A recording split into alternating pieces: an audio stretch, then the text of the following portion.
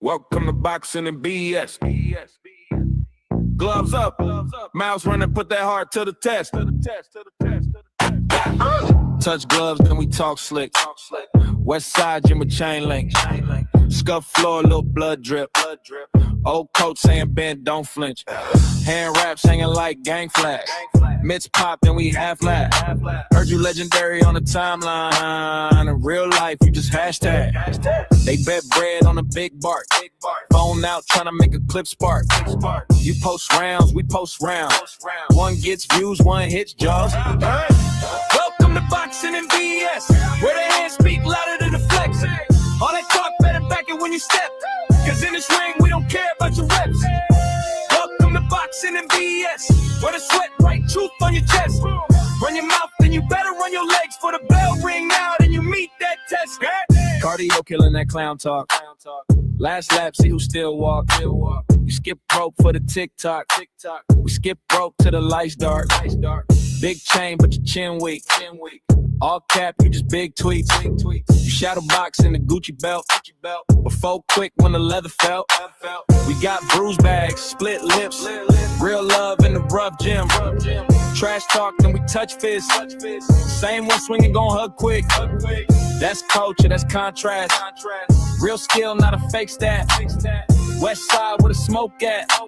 We mix jabs with a loud laugh. Welcome to boxing and BS, where the hands speak louder than the flex. All that talk better back it when you step, cause in this ring we don't care about your reps. Welcome to boxing and BS, where the sweat write truth on your chest. Run your mouth, then you better run your legs for the bell ring out and you meet that test. Yeah. Gloves up. All bark, say less. It's in the ring. We gon' see who blessed. Crowd loud. Heartbeat in your chest. Welcome to the test.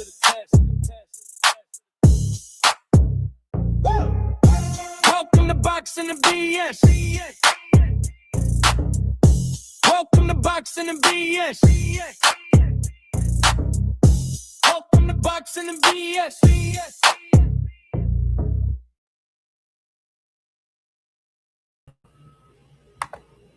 What up? What up? Good evening.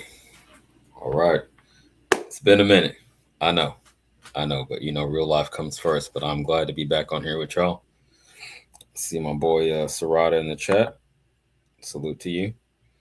Glad you pulled up. This might be the first or maybe second time you caught me, because since we linked up, I haven't been going live a lot. But yeah, I started back in last September, right before Crawford Canelo.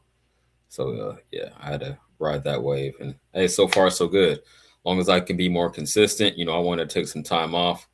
As y'all can see, I'm remixing the format, how I'm presenting stuff. So yeah, onward and upward. So shout out to everyone who's supporting.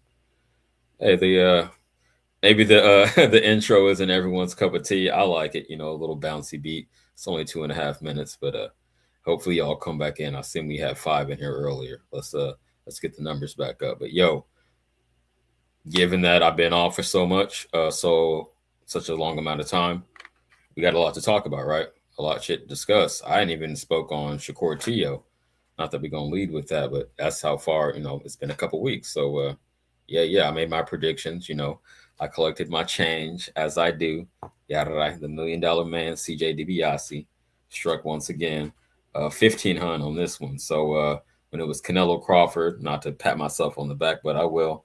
Canelo Crawford, that was 1,300, and Tio Shakur, that was 1,500 in my favor. So let's see what Serrata talking about. He said, "Nice. No, I get it. Life throws you curveballs. Oh, most definitely. Yeah, if you know, you know." So and I might touch on that later. My man Smoke said, BS covers a lot. I got a lot of life experience. I can cover general life things.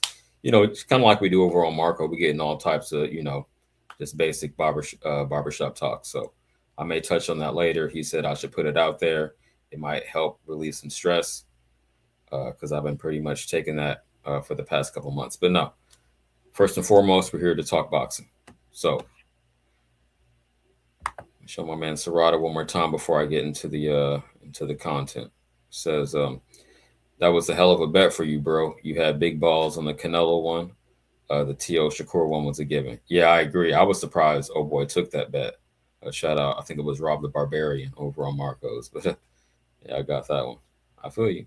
Yo, like I said, I don't ask nobody to do nothing I'm not willing to do myself. So if I'm willing to take bad odds, on the Canelo Crawford, right? If gambling was legal out here, but obviously I could put it through someone if I really wanted to. I could have got way better odds on my Crawford bet, but I took bad odds on that one, and then somebody took bad odds on T.O. It is what it is, man. I appreciate it because you know me, I like to win the money and then pull back up and talk some shit. That's what I'm about. But all right, let's actually get into the content. No more nonsense. So the first thing we want to talk about is this recent drama between one Devin Haney and unified champ at 154 as of recently, Xander Zayas. Oh, y'all, the link is pinned. Sarada, I know you're no stranger to danger. You want to call up so I have someone to bounce some shit off of? That's cool. Otherwise, I can ride solo. I got a lot of shit to talk about. But, it's Friday the 13th. We could go 1 hour. We could go 5 hours. It's just going to depend on how it plays out. But I got a lot of content to cover. Let me just get into the first topic. Y'all see the red in the background. I'm on some Jason shit. We got a red theme tonight. If y'all didn't notice, but anyway, okay. Let me switch it up. Y'all can't see the what I'm looking at. All right, this is Xander Zayas goes off on Haney. Before I get into that, salute to Bob. Jersey Bob is in the Look, studio. What's you, champ? going on, man? Hey, good evening. Happy Friday. We're just getting started, man. About to cook on a lot of boxing topics since it's been a little bit since I've been up here myself. But yeah, so I'm gonna let you get your opinion on this. Zayas goes off on Haney. Can y'all see that? I think so. Uh, Zayas says he's a clown and a crybaby. He doesn't like to lose. Brian, in parentheses, punched him in the face, and he nearly cried and sued him. So I think that's what, if I'm not mistaken, that's what started this little back and forth. How do you? Oh, I think I know how you feel, but let me get your opinion Uh, on that part. um, I think Devin Haney's a Hall of Famer, so Of I'm sorry. course, of course. No, Um, no, be real, be for real, man. People don't know. I I know. guess Xander Zayas people said spice this up, put a little sauce on it. Maybe we can get him in the ring, and we're bigger than him, and we think we can beat him. So that's what I think. Xander Zayas people said we can beat Devin Haney.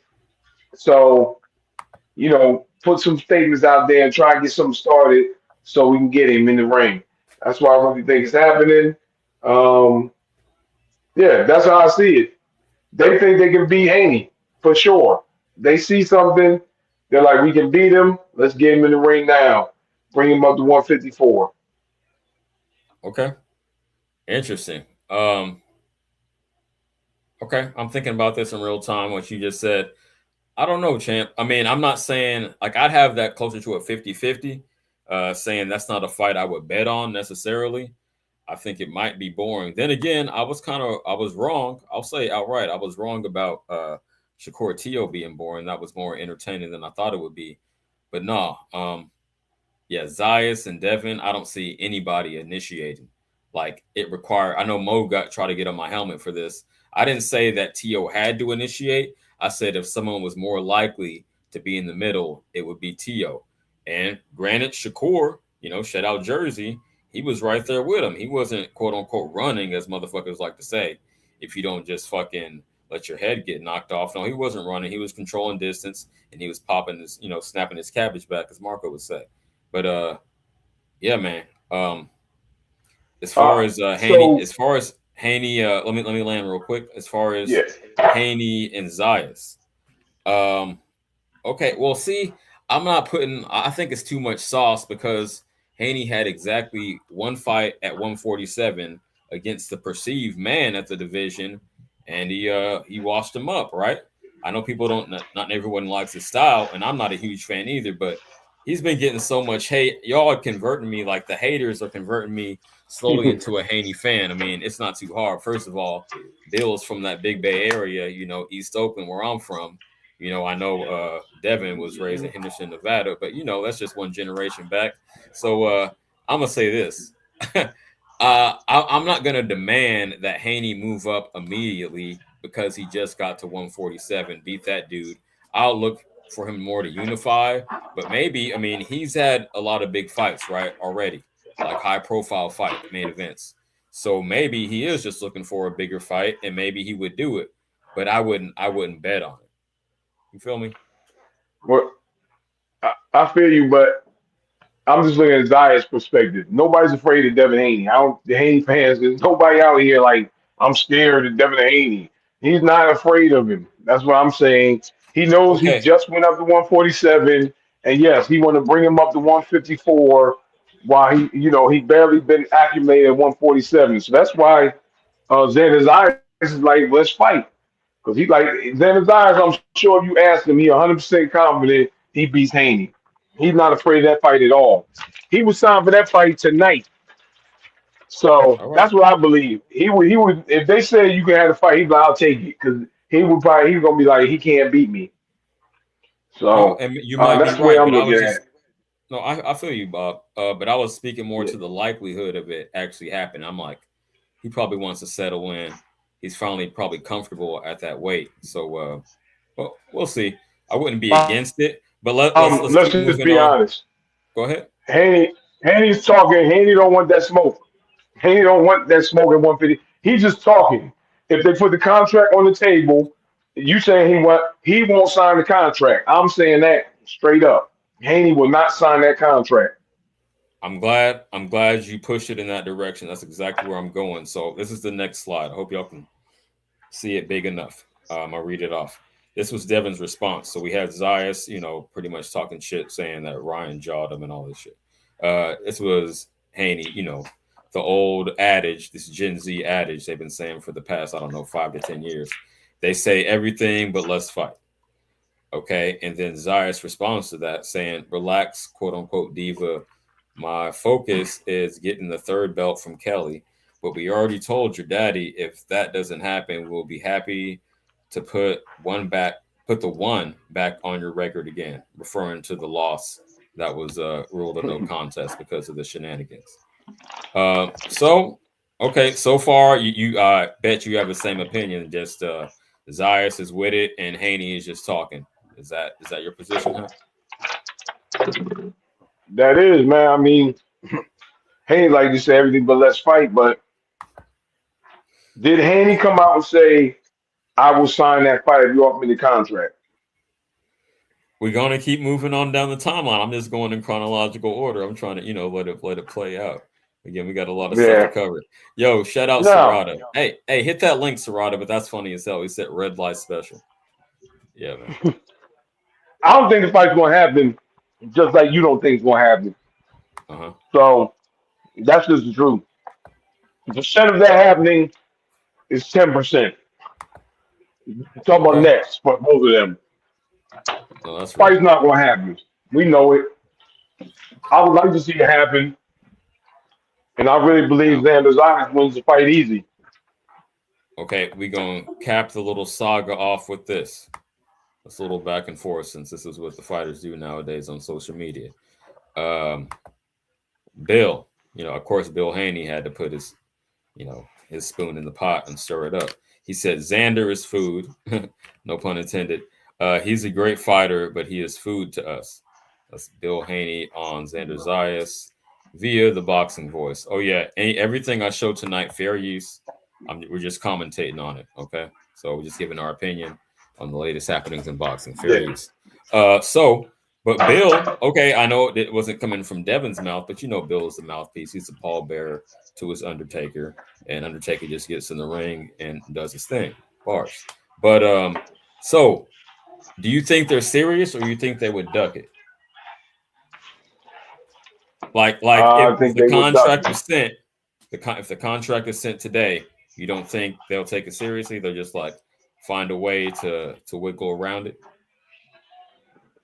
Well, you already know it's gonna be like it's not enough money, so that's gonna be their way of ducking it. So yes, they're gonna say I need whatever. He's got two belts. I deserve $8 million, $10 million. He got two belts. You already know that's gonna be the duck talk. So Okay. yes, they're gonna duck it and they're gonna claim there's not enough money. They gotta pay me more. That's what I believe. Okay, Bob, I'm gonna have to reel you in a little bit because I know you've been talking this boxing stuff for close to a year, if not more, over on Marco. Yes. So I kind of know where you're coming from. Now, would you say among the young fighters? Well, I'll pose it as a question. Among the young fighters, who has challenged themselves, and by this I mean 30 and under, who has challenged themselves more than Devin Haney in recent memory, as far as taking on big challenges, going for belts, big fights, moving up? Come Well, on, you gotta be real. see, I am gonna be real because number one, he's the one who said Ryan Garcia's the C fighter or C minus, whatever he said. So that wasn't a challenge. It wasn't. That was supposed to be an easy win. His Yeah, but dad you can't said control what the next man does, right? that wasn't supposed to be a hard fight. That was supposed to be an easy Devin Haney You win. can't. Okay, come That's what on, it was I'm not supposed gonna to let be. nobody duck and dodge it, especially on my shit. No, champ, I you never gotta thought acknowledge that. I never thought Ryan had any chance of winning that fight. I'm saying But that I you, don't even like him. I thought I that Ryan understand had this. zero chance of winning. Zero. I was right there with you. I was talking shit over on Yuck Mouse channel. We was talking boxing, but I'm gonna say this: you can't control a motherfucker missing weight and taking PEDs. I can't But control that. It's that's like not doesn't make it a me and challenging fight. Marco. Me and Marco want to have a fist fight. He shows up with a baseball bat. I'm not even gonna say a gun. Shows up with a bat. It changes the game, right? The fight wasn't challenging. I don't believe the fight was challenging. It, Yo, he took the fight for the money. He never thought that the man could beat him. Never. So that's not challenging yourself fighting a fight where you don't think the dude can beat you. Now the dude cheated, won, whatever. well, But okay, Devin okay, Haney never thought that man. He never thought that was close to a 50-50 fight. He thought that was easy money. Same with I'll, Brian Norman. They was right about that. Bill Haney was saying how easy the fight was going to be with Brian Norman. It turned out it's not challenge yourself. If you're all looking at right. a dude and you like, I'm gonna watch him. That's what Bill Haney said, and they did watch him. That's not challenging yourself. They knew they could be. They knew they could beat him, and they did. I'm Okay, talking about a real challenge. you the Get in there perfect with person. Boots. Get in there You the with Xander perfect Zayas. you're the perfect person to bounce this off of. So, in your book, he got to move up yet another weight class when he just got to 47. But let me land. I'm gonna Yes. let you cook. I'm gonna let you cook. Yep. Um, champ, he was coming from 135 a couple years ago. Is that not right? And I hate to hold your feet to the fire, but you didn't. You made a case. You made a case that you don't consider what he's been doing a challenge. But what you didn't do was answer the direct question of who else under 30 has been going harder in the paint. You could say, "Oh, that wasn't it," but okay, you could say Loma was old, but that's still Loma, right? Um, you could say a fucking Regis was older, but that's the champ at a champ rather at 140 when he moved up first fight. You know what I mean? His little homecoming out here in the Bay, and then who when he moved up to 147, who would you have rather him fought other than Norman? It wasn't his fault the division was dry. Boots was already Oh, gone, there, so you want him to there keep was nowhere chasing else for these him to guys. fight. I'm saying let's be a little patient, unify at 147. But who would you have Unified rather against him have who? fought at I, 147 other than Norman? Who was a better challenge at 147? that's the thing. There was no challenge, and there is no challenge. So Yeah, you that's what I'm telling me, saying. CJ Rich? I've been this. You telling me you looking forward to a Devin Haney Rolly Romero fight? You can't. I know you're not. Nobody's looking forward to that fight. It's not a good fight. It's not going to be entertaining. Come on, No, that's not a good fight. I think he's on the sideline because he wants to see how Garcia Barrios plays out, and then after he unifies that, then he would move up. I think that's the most like the So best you game really plan for want? his career, I'm right? asking you Get directly. acclimated. You want to see Devin Haney fight Ryan Garcia or Barrios? That's going to be an entertaining fight. That's the fight you want. Yeah, because of all the bullshit that's been in the air and people overlooking PEDs and missing weight like it don't matter, then Is yeah. it going to Not be that a good okay. fight? I'm of a mixed mind about it because I don't believe in giving people like Ryan Garcia paydays. I'd rather not. Just the same way I didn't want Shakur to fight Tio, but I'm not in the boardroom. I got no control over that. If it does go down and it's a clean fight, the okay, I'm losing viewers because I say I want it to be a clean fight. Then I would, if it's gonna go down, then yeah, that would be a little it'd be like in pro wrestling when the good guy wins in the end after he got cheated, right? Because as far as I know, people want to talk snack, but Victor Conte, DOA or dead or alive, uh, Devin never popped. So, but his opponent did. Yeah, I mean, that's other people got different opinion. I don't want to see Ryan Garcia fight Devin Haney ever again. I don't want to see him fight Mario Barrios. I don't want to see him fight Rolly Romero. Those fights aren't Well, that's even. not his He's fault, gonna but win them it's fights like easy. It's gonna be you like can't keep Brian Norman. That Brian and Norman there's fight wasn't entertaining. Was I'm just saying that fight entertaining when he fought Brian Norman it was after the fine. second round or whatever? It was He worth wasn't. watching. I'm just saying, just because names aren't there, that doesn't mean you put the onus on the dude that's continually moving up in weight to keep moving up. Let him unify, and then in the next one, he can go Unified to against what? 154. Them dudes are no good. I'm I just don't care. the dudes who are It's about champs the whole aren't career, good. though. Why do we want to see a fight against him against dudes who have no chance of beating them? And Well, he's gonna be whitewashing. I don't want to see that. It's not that's entertaining to me to see him whitewash Rolly Romero 12-0. I don't want to see that's that. that's fine, but you can't put it on his body to keep moving up and up and up continuously. It's like it's better What? for his body and his longevity, his career to take his time. That's all I'm saying. Not that these fights are exciting to me. Not a I think problem. we're Let kind of me know talking past when you each move other. up. I'm No, saying, I'm sorry, but I'm for boxing. I'm for entertainment. Fighting Rolly Romero is not entertaining. Devin Haney. When we already know it's gonna look like the Brian Norman fight. Rolly Romero not gonna throw any punches. Devin Haney gonna sit there and not throw any punches and just dominate him. And we're gonna be like, well, that was boring. That was a boring well, waste of time. 12 that's nothing. fine, but like you wanting a fighter to put his whole career longevity on the line so you can get one more entertaining fight instead of a fight you rather not see. And then in the second fight, he can give you the fight you want to see. That's not, to me, that's not reasonable. They're not going to do that just for this one fight, right? I could have that fight immediately after this one. I could have it in 6 more months. That's all I'm saying. I understand, but hey, Devin Haney keep fighting fights like that. I'm gonna get my fire stick fixed. That's Uh-oh. what's going to happen. I'm gonna get my fire stick fixed because I'm not paying for him fighting any of them dudes. The only one he might, who's the other champ at 147 we ain't talk about? Is Barrios? Is Rolly Romero? Who's the other one? I'll look it up right now. Besides Devin. But yeah, I'm not paying for him to fight Rolly Romero or Devin or any of them dudes. Barrios, Rolly Romero, or the drug cheat, Ryan. I don't see any of those fights. I'm not paying for Yeah, any of those fights.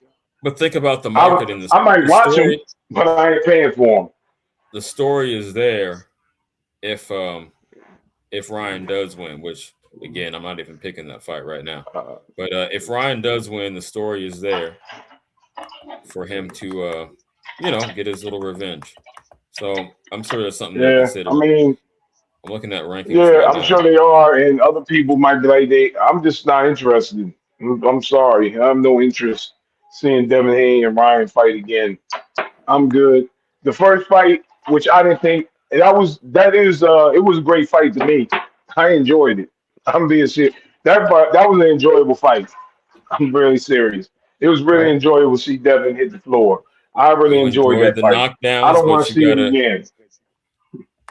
Yeah, you gotta well, you talking on both sides of your mouth. You really enjoyed it, but you don't want to see it again because you know that the PEDs Because and missing Ryan, weight has something to do with the outcome.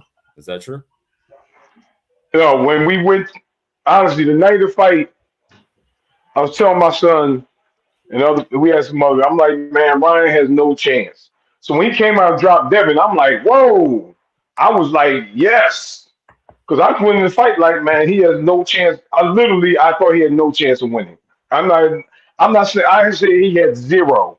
That was my mindset. He can't win this fight. And he knocked him down. I was like, yes. And he whooped him. I was like, man, I was thoroughly entertained. That's because I was expecting nothing. I went into the fight expecting zero. I didn't expect any entertainment. I didn't expect the fight to be good. I thought Devin would win like 12-0. And then it turned out to be entertaining. So I was like, man, that was a good fight, especially with Devin losing.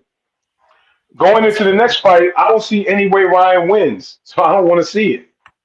That's just me. I don't want to see a fight where Ryan Garcia has zero chance of winning again. Okay, And I okay. still Then think what? he has no chance Hold of on, hold winning. on. I'm glad you said that. What changes your mind from what you saw in the first fight till now? What changed? What shifted your opinion? Um, Just Ryan's not a good fighter, and against the Austrian helped him be better. But if he's not going to be an Austrian, he's not going to be good again. So I don't want to see him lose to Devin Haney. Like I said, I'm not impressed with Ryan Garcia. I don't think he's a good fighter at all. He is a C-level fighter. I don't think he can beat Devin Haney. I never thought he could. He did, and he cheated to beat him. So if he's going to fight him straight up, he's going to lose. And that's not a Okay. fight I'm interested in. So you think you would have to be clean this time? Yeah, if he isn't clean this time, I'll be out of pocket. Yeah, he got to be clean. And if he's gonna come in clean, he's gonna lose. So I'm good. No thanks. All right. I'll pass. Our number's starting to But go that's up. just me. I ain't. I'm not a Haney fan, so I No, I don't want to got see you. the fight. That's why I wanted to really pick your brain about this. I mean, it's easy to You agree with know. somebody. It's more interesting when somebody has a different opinion.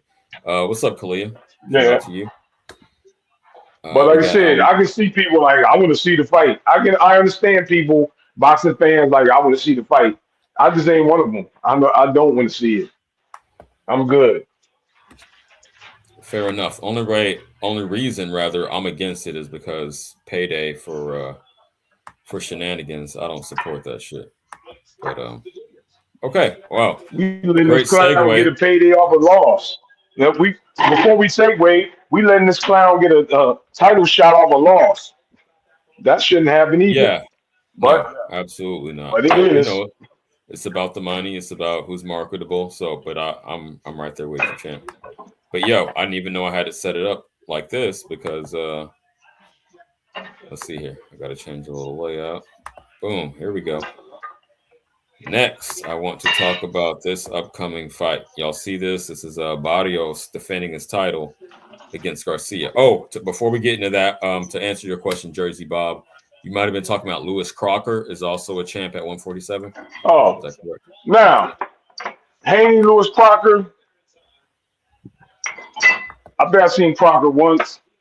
Maybe that'll be somewhat entertaining, but I don't think Crocker could beat him. But I'd rather see that fight than the other ones. I'd rather see Crocker fight him than fight them other guys. Okay, fair enough. All right. And now we're gonna get into this card because I mean the main event is what it is. We're gonna speak on that, but I want to go through the whole card. We're gonna dig deep. We're about a half hour in. Y'all, please like and subscribe if you haven't already. About half my watches views come from subs, and the other half don't. So you enjoying this? We're gonna get deep into this boxing talk. We're really just getting started. So yeah, please like and subscribe. But yes, okay. Let's talk about this. Mario Barrios versus Ryan Garcia. Well, let's start with the main event, obviously, off top, and then we'll dig deeper. We'll do some research. What do you think about the main event, Bob? Total 50-50. I'm not making predictions because I really don't know who's going to win. I don't know who's going to show up. Barrios looked bad against Pacquiao, very bad, in my opinion. Mm, Ryan looked bad against Rolly. I don't trust either man. I'm not predicting that either one of them wins. I don't trust either one of them. I can't. I'm serious. I can't pick it. I have no idea who's gonna win. None. I mean, maybe you do, but I'm like, yeah, I can't Yo, call it. I can't call who gonna win that fight. It's just two nah, guys who man, you can't trust. I'm laughing because Ryan you summed Garcia. up. Oh, Oh, how go you ahead, go feel? ahead. I'm gonna let you land. Go No, ahead. no. My son just asked who am I talking about. I'm talking about Ryan Garcia and Barrios in a couple weeks. He heard me. That's, no, my son said Ryan Garcia gonna win. Okay. You heard that? He said Barrios is the worst champion he ever seen in his life. So he Oh, think Ryan gonna win. young, you Bro, young what and was you gonna hating. I say? respect it though. But yo, okay, okay. Now you kind of I laugh because you echoed my sentiments. That's why people been saying, "Oh, come on, let your." Okay, we half hour and I can go a little explicit. Oh, let your nuts hang. Make a pick. Make a pick. I'm like, I'm so biased against this dude. I can't even be fair, and that's rare for me. I try to be objective, call it right down the middle. So when I say some shit like that, it's real. So that's why I can't make a pick. I'm like, again, like you said, Barrios was not impressive against an old ass Pacquiao.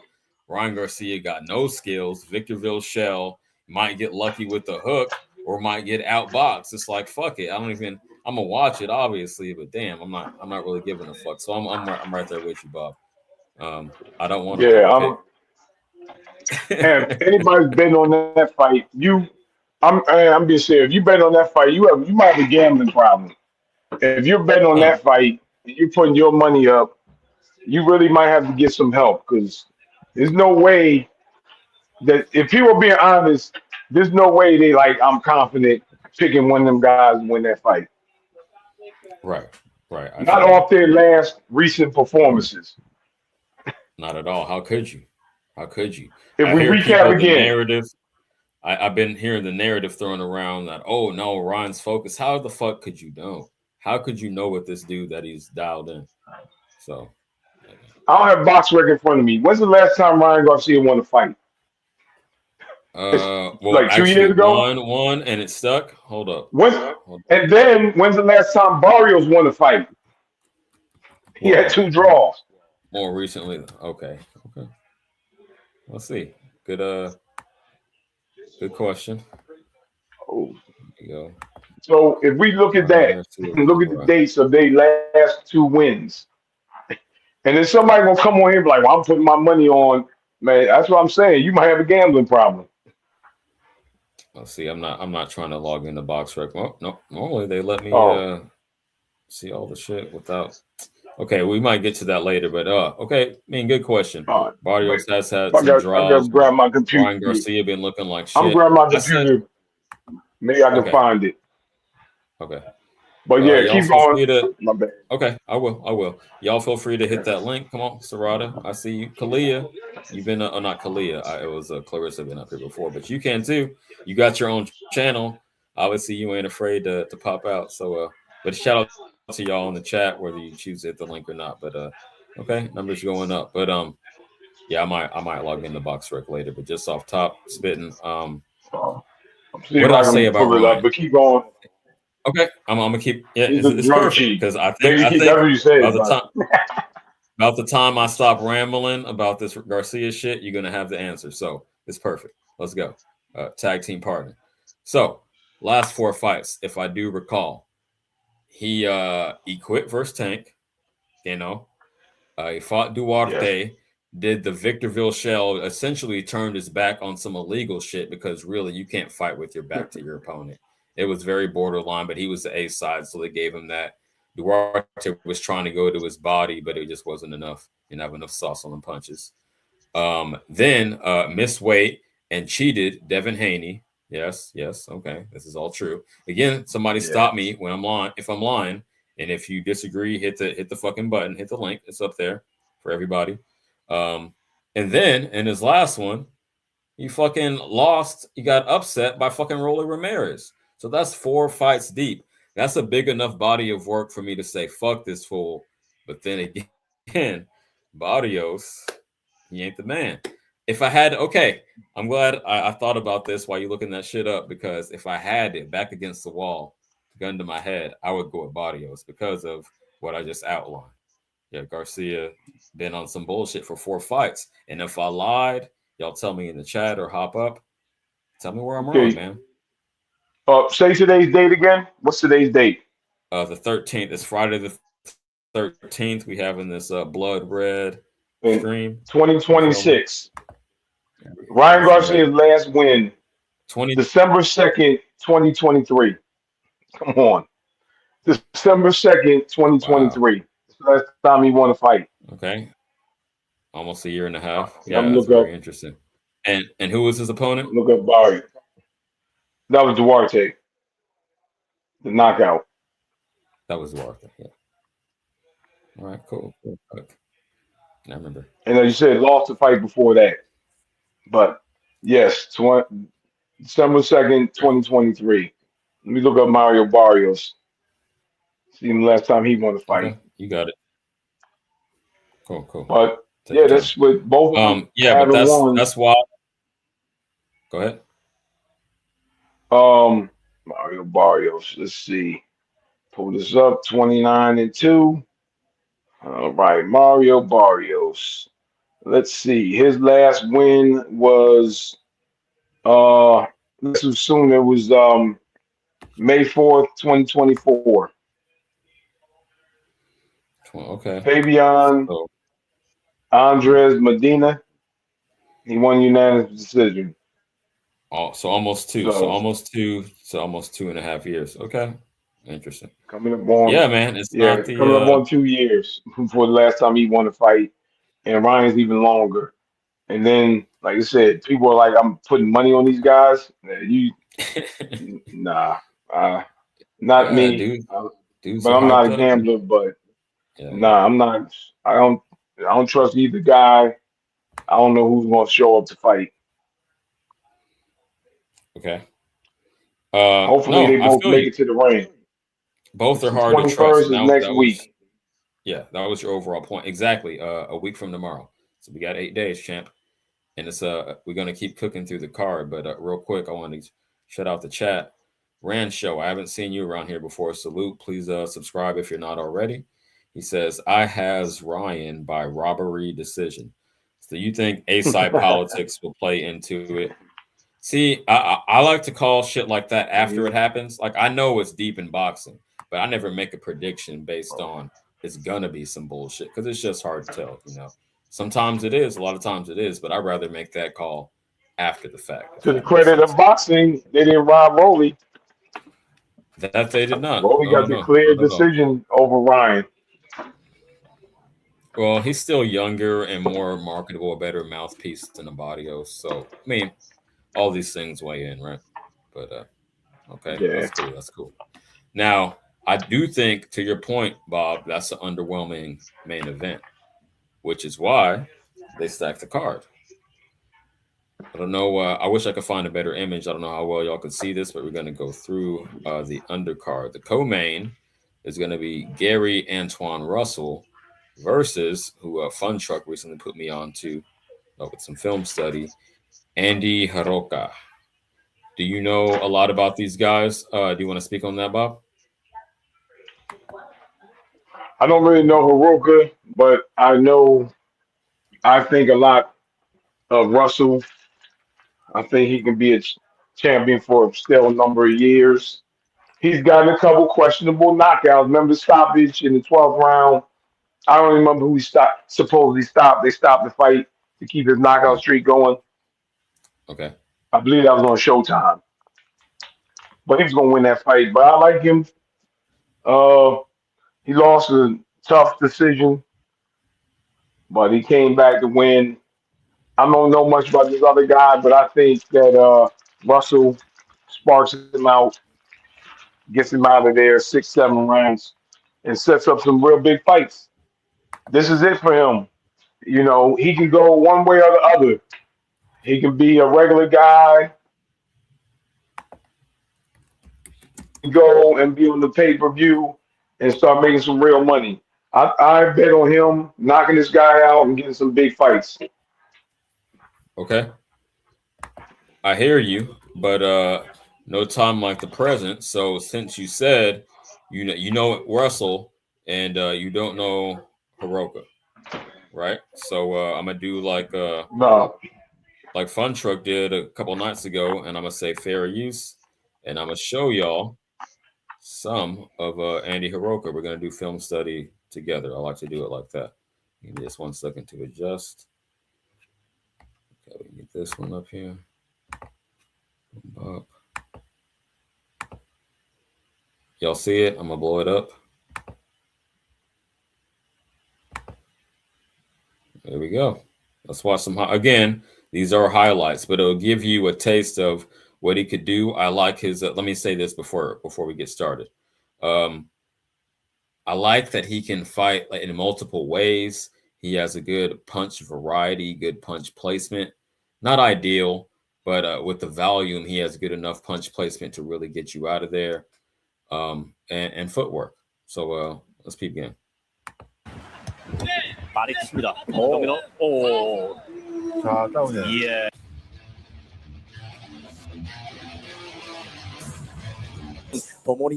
Oh, hold on. Fair use. Fair use. Don't flag me. Shout out Themistocles, the owner of the channel. Just for entertainment purposes only. Let's go. 負け知らず KO アーティスト。確かに。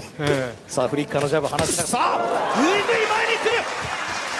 ボディだった今度。ああ逆に前に出る。今度はミルフック入ったぞアンディ。いやしかし姿勢がなくなってきましたね。これ平岡アンディがその中央を取ってどんどん押し込んでいきます。パンチも出てます。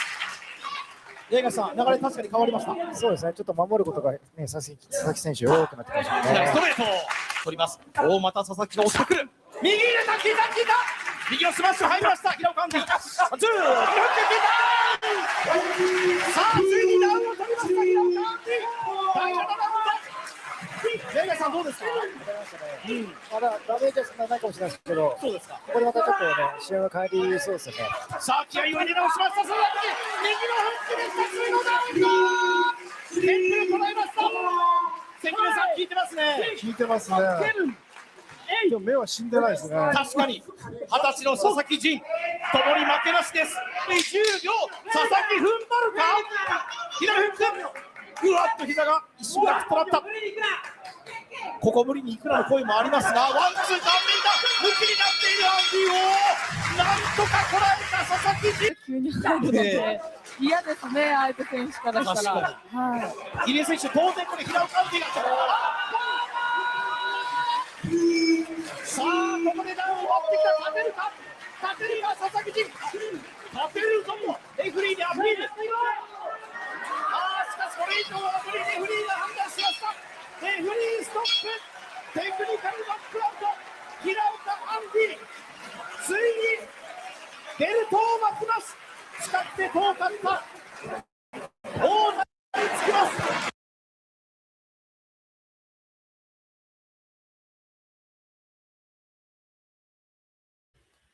Oh, my bad. Pause for the cause. Bob, are you seeing this? I'm trying to be tactful. Are we allowed to use the bum word on this channel? I'd rather not. Again, I'm not a pro fighter, so I can't speak from that angle, but I would adopt Marco's code and say, nah, Okay. not a bum. He's fighting bums? You're going to say he's fighting bums. Well, we'll say Uber drivers. Who are these guys? Well, come on, again, man. this is his whole career, so I'm assuming that they're someone just cracked me up. I'm trying to not lose my train of thought. Someone just popped up with a crazy screen name. But no, I'm assuming they're showing it chronologically. So these are the guys he fought early on, so they're going to be outclassed. And then as we move through, we'll see the higher level competition. I'm not saying he's fought at the top level, but that's what I'm assuming. You feel me? Where's this guy from? What country is he from? He's Japanese. Know. Okay.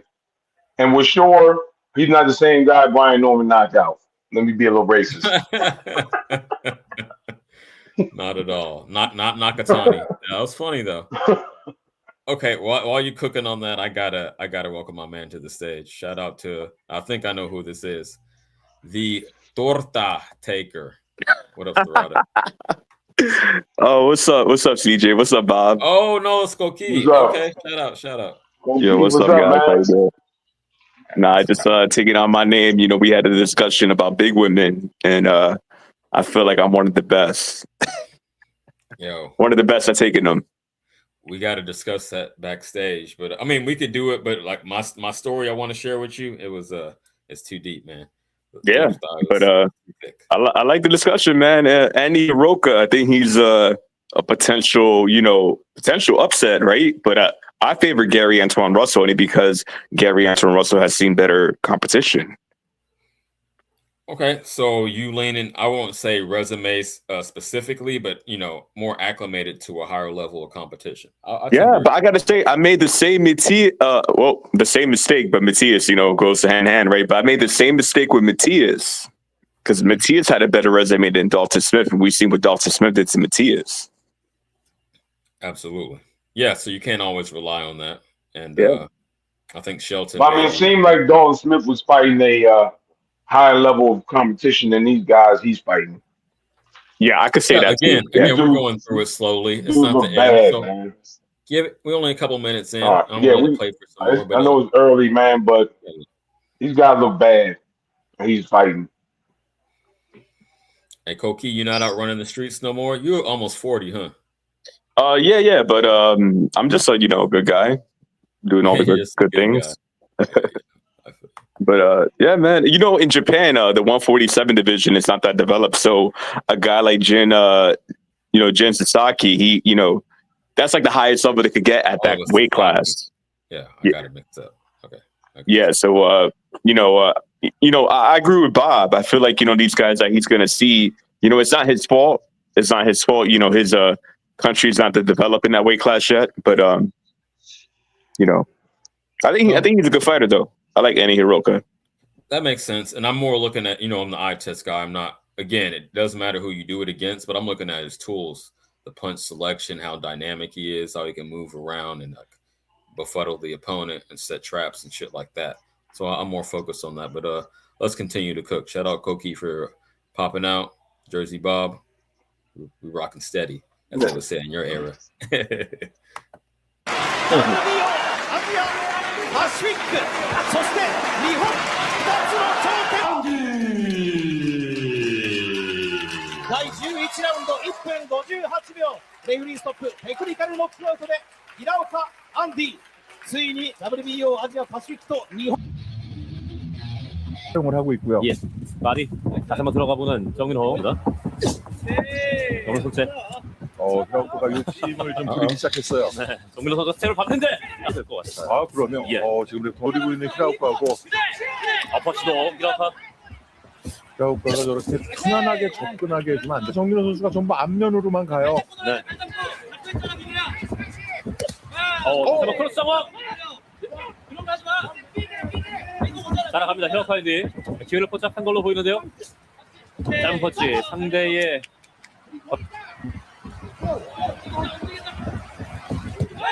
왼손 마리차 마리치입니다. 정민호 자, 다운이에요. 예. 또 계속 다가갑니다. 히라오카인디 왼손 어퍼. 또 한 번 맞았습니다.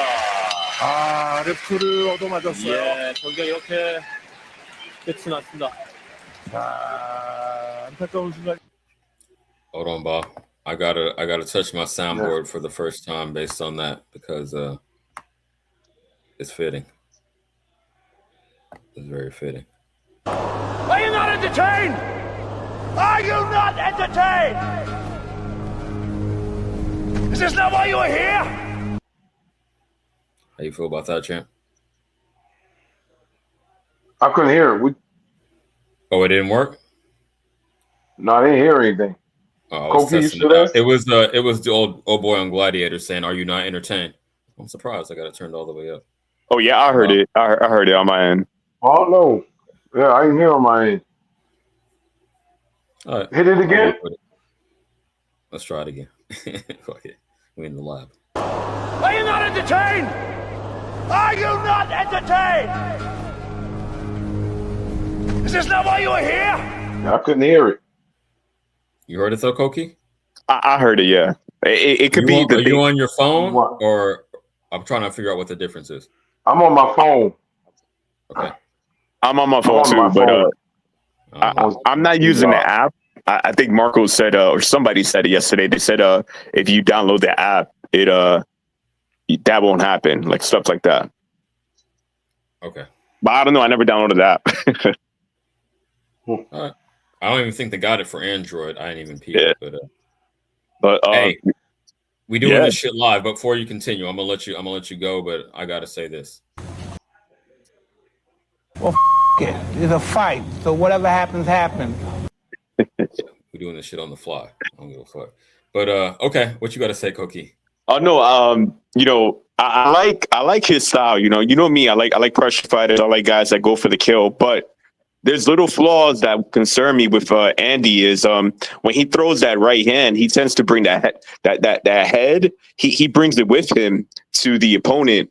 And Gary Antoine Russell is a guy who he feasts. He's like a cow. Like, I know he's a knockout guy, but Gary, he comes from a pedigree. His family, you know their background. They're very, very technical boxers, and those little flaws that Andy's doing, I feel like Gary would feast on that head lean. We'll probably see more knockouts later, but I'm hoping that Andy Hiroka could do it off the back foot.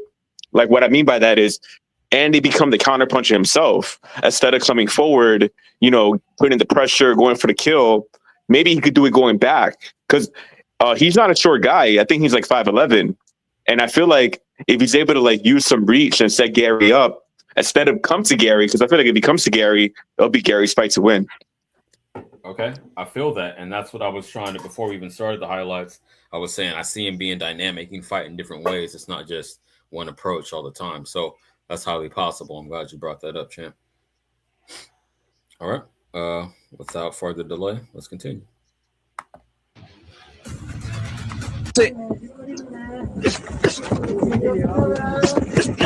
Como que tienen que avisarle, comenzó la uppercut venenoso y el lunes. 14 knockouts y todos los golpes con demasiada potencia. Y además acá iba boxeando con el equilibrio. Y es de los cuantos pecados de que a lo mejor esto se acaba en los próximos 9 minutos. Se fue a la lona. Tiene la campana y mucha velocidad. Con el 1 le abre los guantes y con el 2 llega. Por ahí a Kaiwa y Solo pueden ganar 4 títulos, el JF, el japonés y el Asia Pacífico.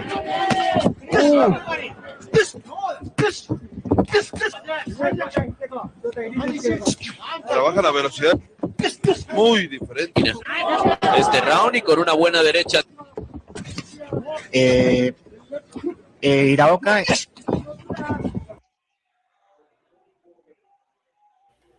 Quick pause for the cause. I will say I like the showmanship. His defense leaves a lot to be desired. What I've seen so far. And again, I tapped into Fun Truck, so I would say that overall. But no, I mean, he's putting on a show. He's out there thugging it out, slugging it out. That's what people want to see, right? That's what they complain about. So shout out to him. But I do think that head movement would be abused, as Koki alluded to in this fight next week, 8 days, with Gary Antoine Russell. Y'all want to weigh in on that?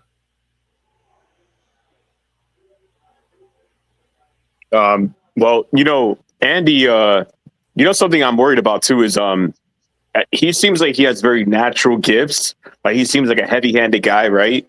But my problem is he's coming at these guys in single shots or maybe double, but that scares me, because in exchange with a guy like Gary Antoine Russell, we've seen against Rayo, Gary could throw about like 7 to 8 punches in a row and not lose steam.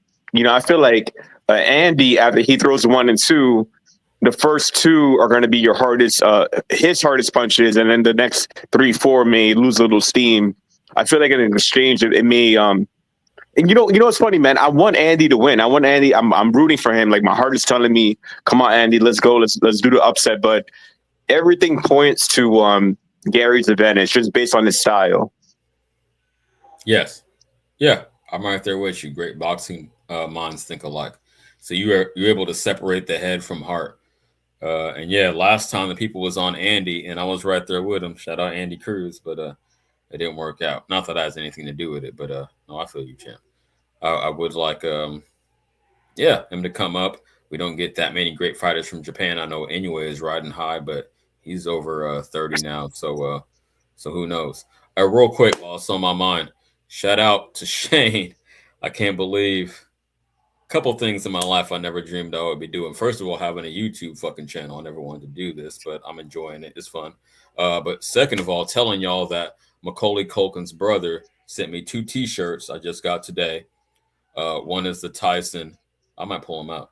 One is the Tyson, with his trainer, Doc, pushing the bike, and then he's running Lil Mac, that from Mike Tyson's Punch Out. And the other one is the Hagler vs. Hearns vintage 80s T-shirt. And the reason that's important is because he knows my 2 favorite fighters are Tyson and Hagler. So that's dope. Legendary. Yeah, that's salute to Shane, man. Big applause for Shane. He's always showing love to everybody. And what a guy to have in the community too. It's funny how the world works. It's like it's a small world too.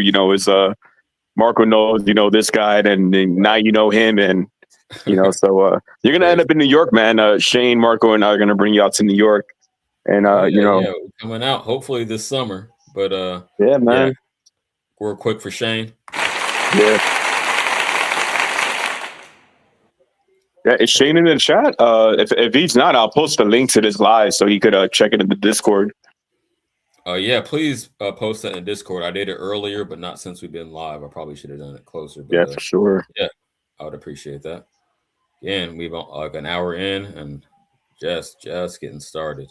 So, Bob, you still there? All right.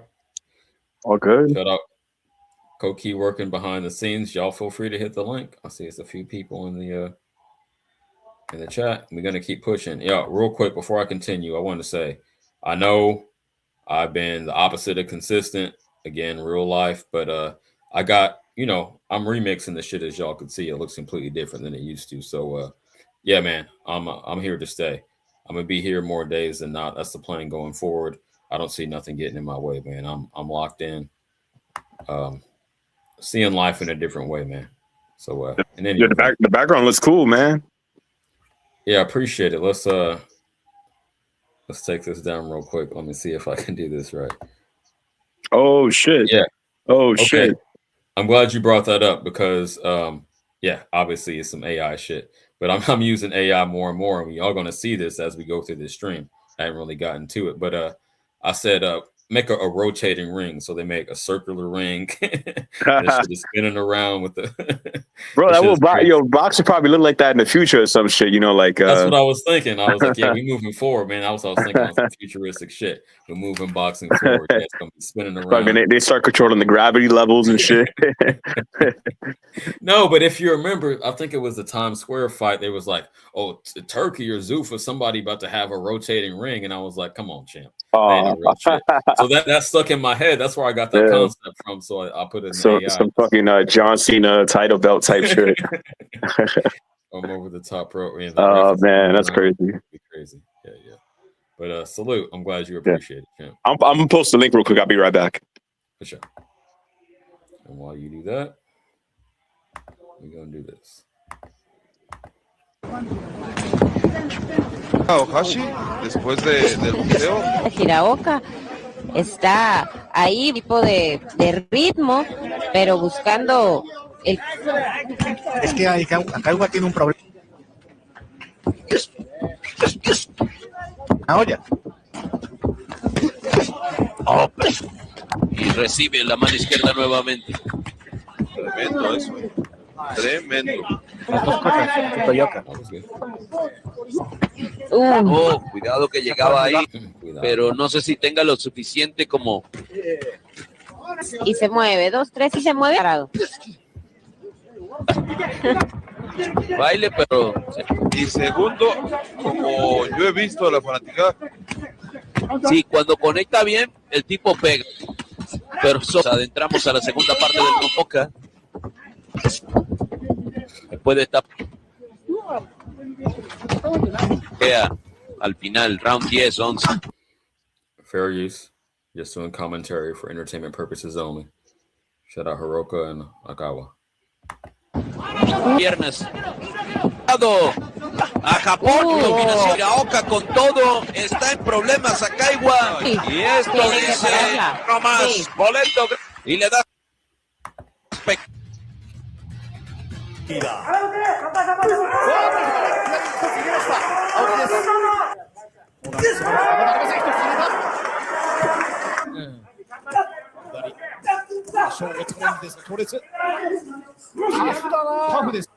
Yeah, he got Justice on his trunks. He looked like he could be mixed like Dave Justice. He used to play on the Braves in the 90s. That's funny as hell. Yeah, he helped us win a World Series for the Yankees too. Oh yeah, he went up there. Man, I got so tired of every team, especially the Oakland A's, being like a minor league for the Yankees. I mean, hey, y'all had some ballers though, man. You had that pitching staff. You had like 5 pitchers and like Mark Mulder days. the Zito and fucking Barry Zito fucking with the curve. There was another dude. Yeah,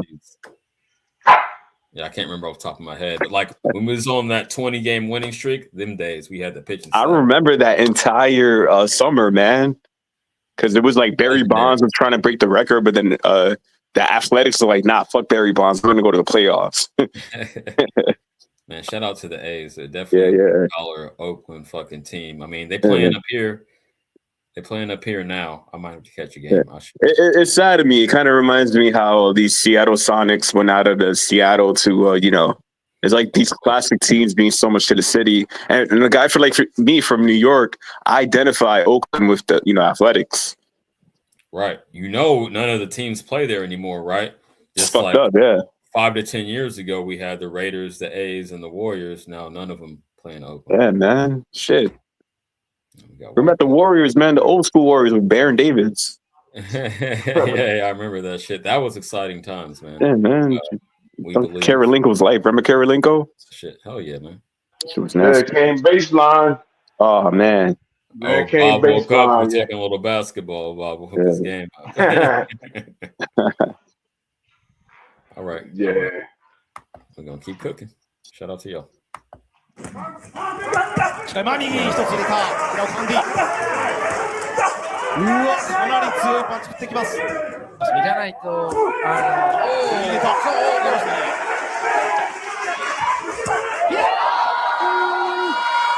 呼び込んで左ストレート。一撃。その瞬間にレフェリーが止めました。 Okay, we're going to end it with that. That's the perfect note to end it on because I could have sworn I heard the announcer say, perfect. Yeah, got him out of there on some Street Fighter 2 shit. Okay. Now, Bob, after seeing all that, has your opinions shifted or do you at least know a little bit more about the boy's style? How are you feeling? I'll just say, and I'll bring up, I remember when I watched Mike Tyson knocking dudes out, and everybody was like, yeah, I watched him knock them guys out, and I have no real reaction, man. I didn't see anything impressive. I don't see it. So maybe this guy can fight, and maybe these guys he's knocking out a little more sturdy than they look. But no, nothing. I don't see anything that shows me he can beat Gary Antoine Russell. I don't see it. Not from those highlights. All right. Let me put it like this. Pastor Bob, I ain't trying to be the serpent in the garden, and I know you're not a gambling man, as you already said. But if you were going to put down some bread, I know you would pick Russell, but I'm going to ask you percentage-wise. Like, how hard would you go? Say you had a G. Okay, let's say you had a G. How much you putting on Russell? Now you can bet. See, I'm not betting knockout. You can bet. What's betting money line? Betting money line, just saying he's gonna win. No, let's do it like I do it on Marco's Grey Goose in the Cup. Grey Goose in the Cup, straight up, no chaser. Yeah. How much out of a G would you put? What, 600 on? 300? How you feeling? I would put just for the win. I'm not predicting Yeah. knockout. I put That's it. $800 for the win. Oh I shit. feel like I would pay $800 up for the win. I wouldn't be concerned about this guy. Just from what I've seen, uh, Gary Antoine Russell got a chin. I've seen him get hit. He can take a punch. I don't think this guy's knocking him out, and I don't think this guy's outpointing him.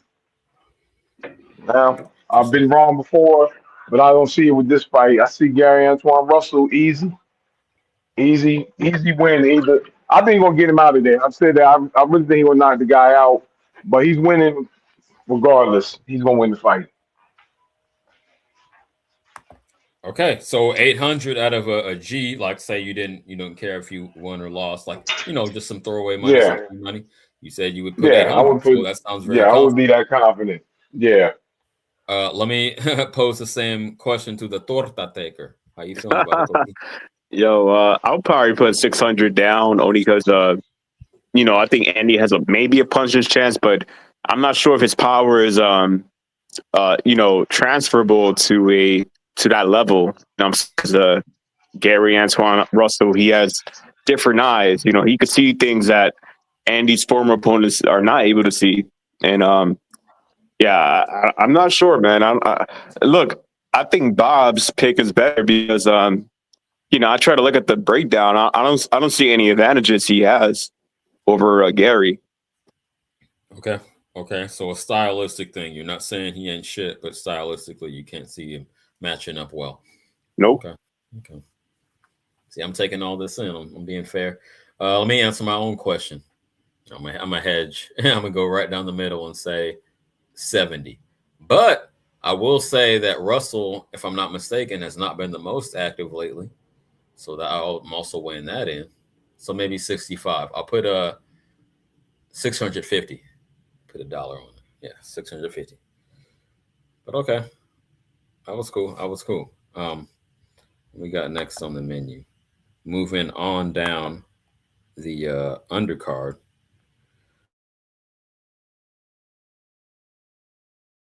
The Russell family curse, man. Them dudes don't get in the ring.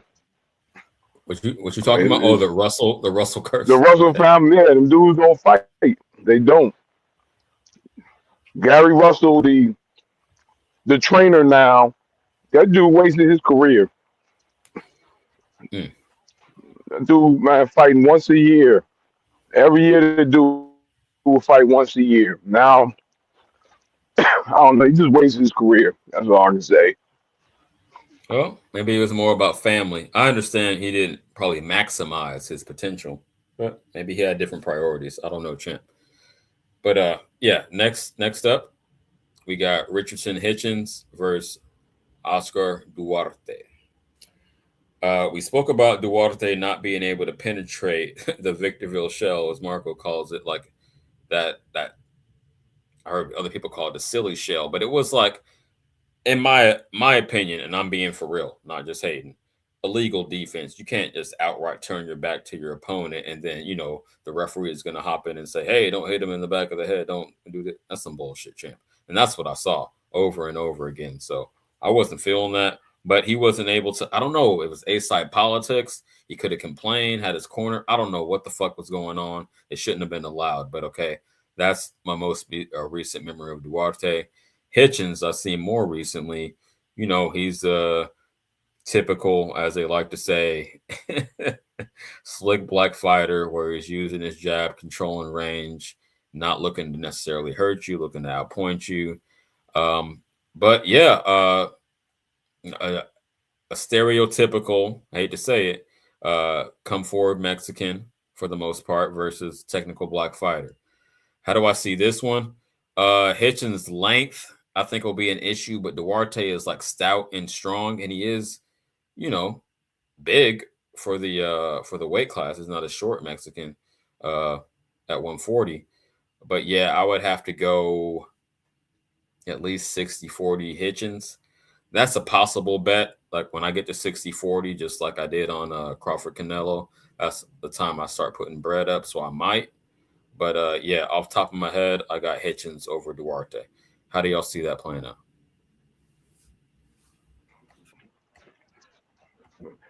I guess I'll go. This is Chris Paul throwing up the Blake for the alley oop. I'm sorry, If you you cut out, champ. Can you repeat make that? Richard Hitchens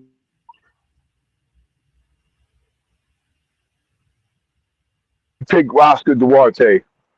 This is going to star making performance. It might be me, but I think you having some connection issues, Bob. 7, 8 rounds. Yeah, Oh, you keep going out and hello. then I'm back in. outside. Can you hear me? Yeah, you My go in bad. and Hold out. on 1 second. Okay. Hey, no problem, champ. So basically, we're talking about Hitchens versus Duarte. I was giving my brief breakdown that if he wasn't able to, and I know styles make fights, granted, if he wasn't able to penetrate Ryan's bullshit defense, how is he going to deal with a much more defensively responsible fighter in the form of Hitchens? That's what I'm thinking. Again, the fight is 8 days out, and I'm having more fun chopping it up about the undercard than the main event because I don't, like Bob said earlier, I don't have a lot of faith in either Ryan Garcia or Mario Barrios. But that's where we at with it. We lost Koki. Any of y'all want to hit the link? Feel free. I can run it solo, but I prefer to, have good banter. I'm not even near halfway through all the topics I got lined up, so we can do this. It's Friday night, and feeling like TGIF. Happy Friday, y'all. Hello. Friday the 13th. We out for blood. What's up? You back? Yeah. Can you hear me? I can. Can you hear me better? I don't know. I can definitely more clear, and you're not cutting out. All right. I'm gonna need you to take it from the top, if you don't mind, on Richardson Hitchens, Oscar Duarte, because we couldn't really hear. I mean, if the matchmakers wanted Richard Hitchens to look good, they would pick Oscar Duarte, and they did. He's a star-making performance. He's gonna be the fighter of the night. He's gonna look spectacular, and he's gonna take Duarte out. I'd say about 6 to 8 rounds. He's taking him out. It might be corner stoppage. Might be the corner just like, yo, we done. He done had enough. So it might not be a knockout. It might be the corner says we throwing the towel in because you have no chance of winning. He said Hitchens by stoppage, man. You're a bold man, Bob. Yeah, I think it's a perfect guy for him. Like I said, come forward Mexican, no frills, a little power, not spectacular speed. A rugged fighter. He's a professional fighter. He got nothing for Richard Hitchens, in my opinion. Nothing. Okay. I pulled the chat up. Panchito, shout out to you. Please, if you haven't subbed already, please do. All y'all like and subscribe. Please, we growing this. And again, I'm gonna be up here consistently. I got my shit worked out. Anyway, for you, I'm gonna pose this question to you from Panchito in the chat. Should Hitchens be expected to stop Duarte sooner? Keyword is sooner than Ryan did. How you feel about that, Bob? No, I don't think sooner. Ryan does have a little power. He got a little pop, a little more pop than Hitchens. So I don't think he should be expected to stop him sooner. I think you got to break him down. He's going to break him down. That's why I'm saying it might be the corner saying you're a little too brave for for yourself. We're gonna stop it for you. Gotcha. Okay. Very possible, but I don't know, man. I mean, because okay. Let me pose this question to you, and then I'm gonna pass the mic because we got Koki back, and then we got Solidus in the building, so I'm gonna pass it. But before we do, Bob, why do you see Hitchens being able to stop? Okay. I just think no, because I want to compare it to Shakur was beating Tio's ass, but he didn't get him out of there, right? So what would be the difference with Hitchens and Duarte? That's what I'm trying to get to. Just not a championship fight. Duarte's people know what kind of fighter they have. They know he only got a certain amount of fights in his body. We all have. He only got a certain amount of fights. So they're not going to want him to use him all up That's what I think. They're gonna see the fight. They're gonna be like, we have no chance of winning, and they're gonna be like, man, we might as well throw the towel in. We're gonna get some more fights. It's not like not gonna get some more fights. So they're gonna throw the towel in and says we're gonna save some wear and tear on our guy because he has no chance of beating this man. And that's why I think they're gonna throw the towel in. They're gonna be like, we're done. We can't win the fight, Yeah, and we're done. that's And a they ain't gonna very stop him. specific prediction. I appreciate you, Bob. I like that. I like that. Yo, welcome back, Koki. Shout out Solidus. Of course, you could always pull up, man. We had some legendary conversations when I first got my shit started. You're always welcome. But yeah, whoever want to go, we talking about the whole Garcia, Yo, since especially Solidus. We started with the Garcia and Barrios. I mean, going down the card. hey, to touch on the Hitchison versus Duarte fight. I feel like this is a big fight for Richardson. This is an important fight because I feel like if he wants to get to that Shakur Stevenson and Devin Haney level, because I feel like he's kind of like a tier below them, even though I know he's good. He's very talented. He's one of the better fighters in all of boxing. Mm-hmm. This right here, he got to win this fight if he want to get on that level. And I feel like this is a big fight for him. Yeah, I know he got some other wins that were good. The Paro fight, those were good wins. But I think this right here, this is going to put him on a higher level. But this is a tough fight, though, because Oscar Duarte, that motherfucker can fight.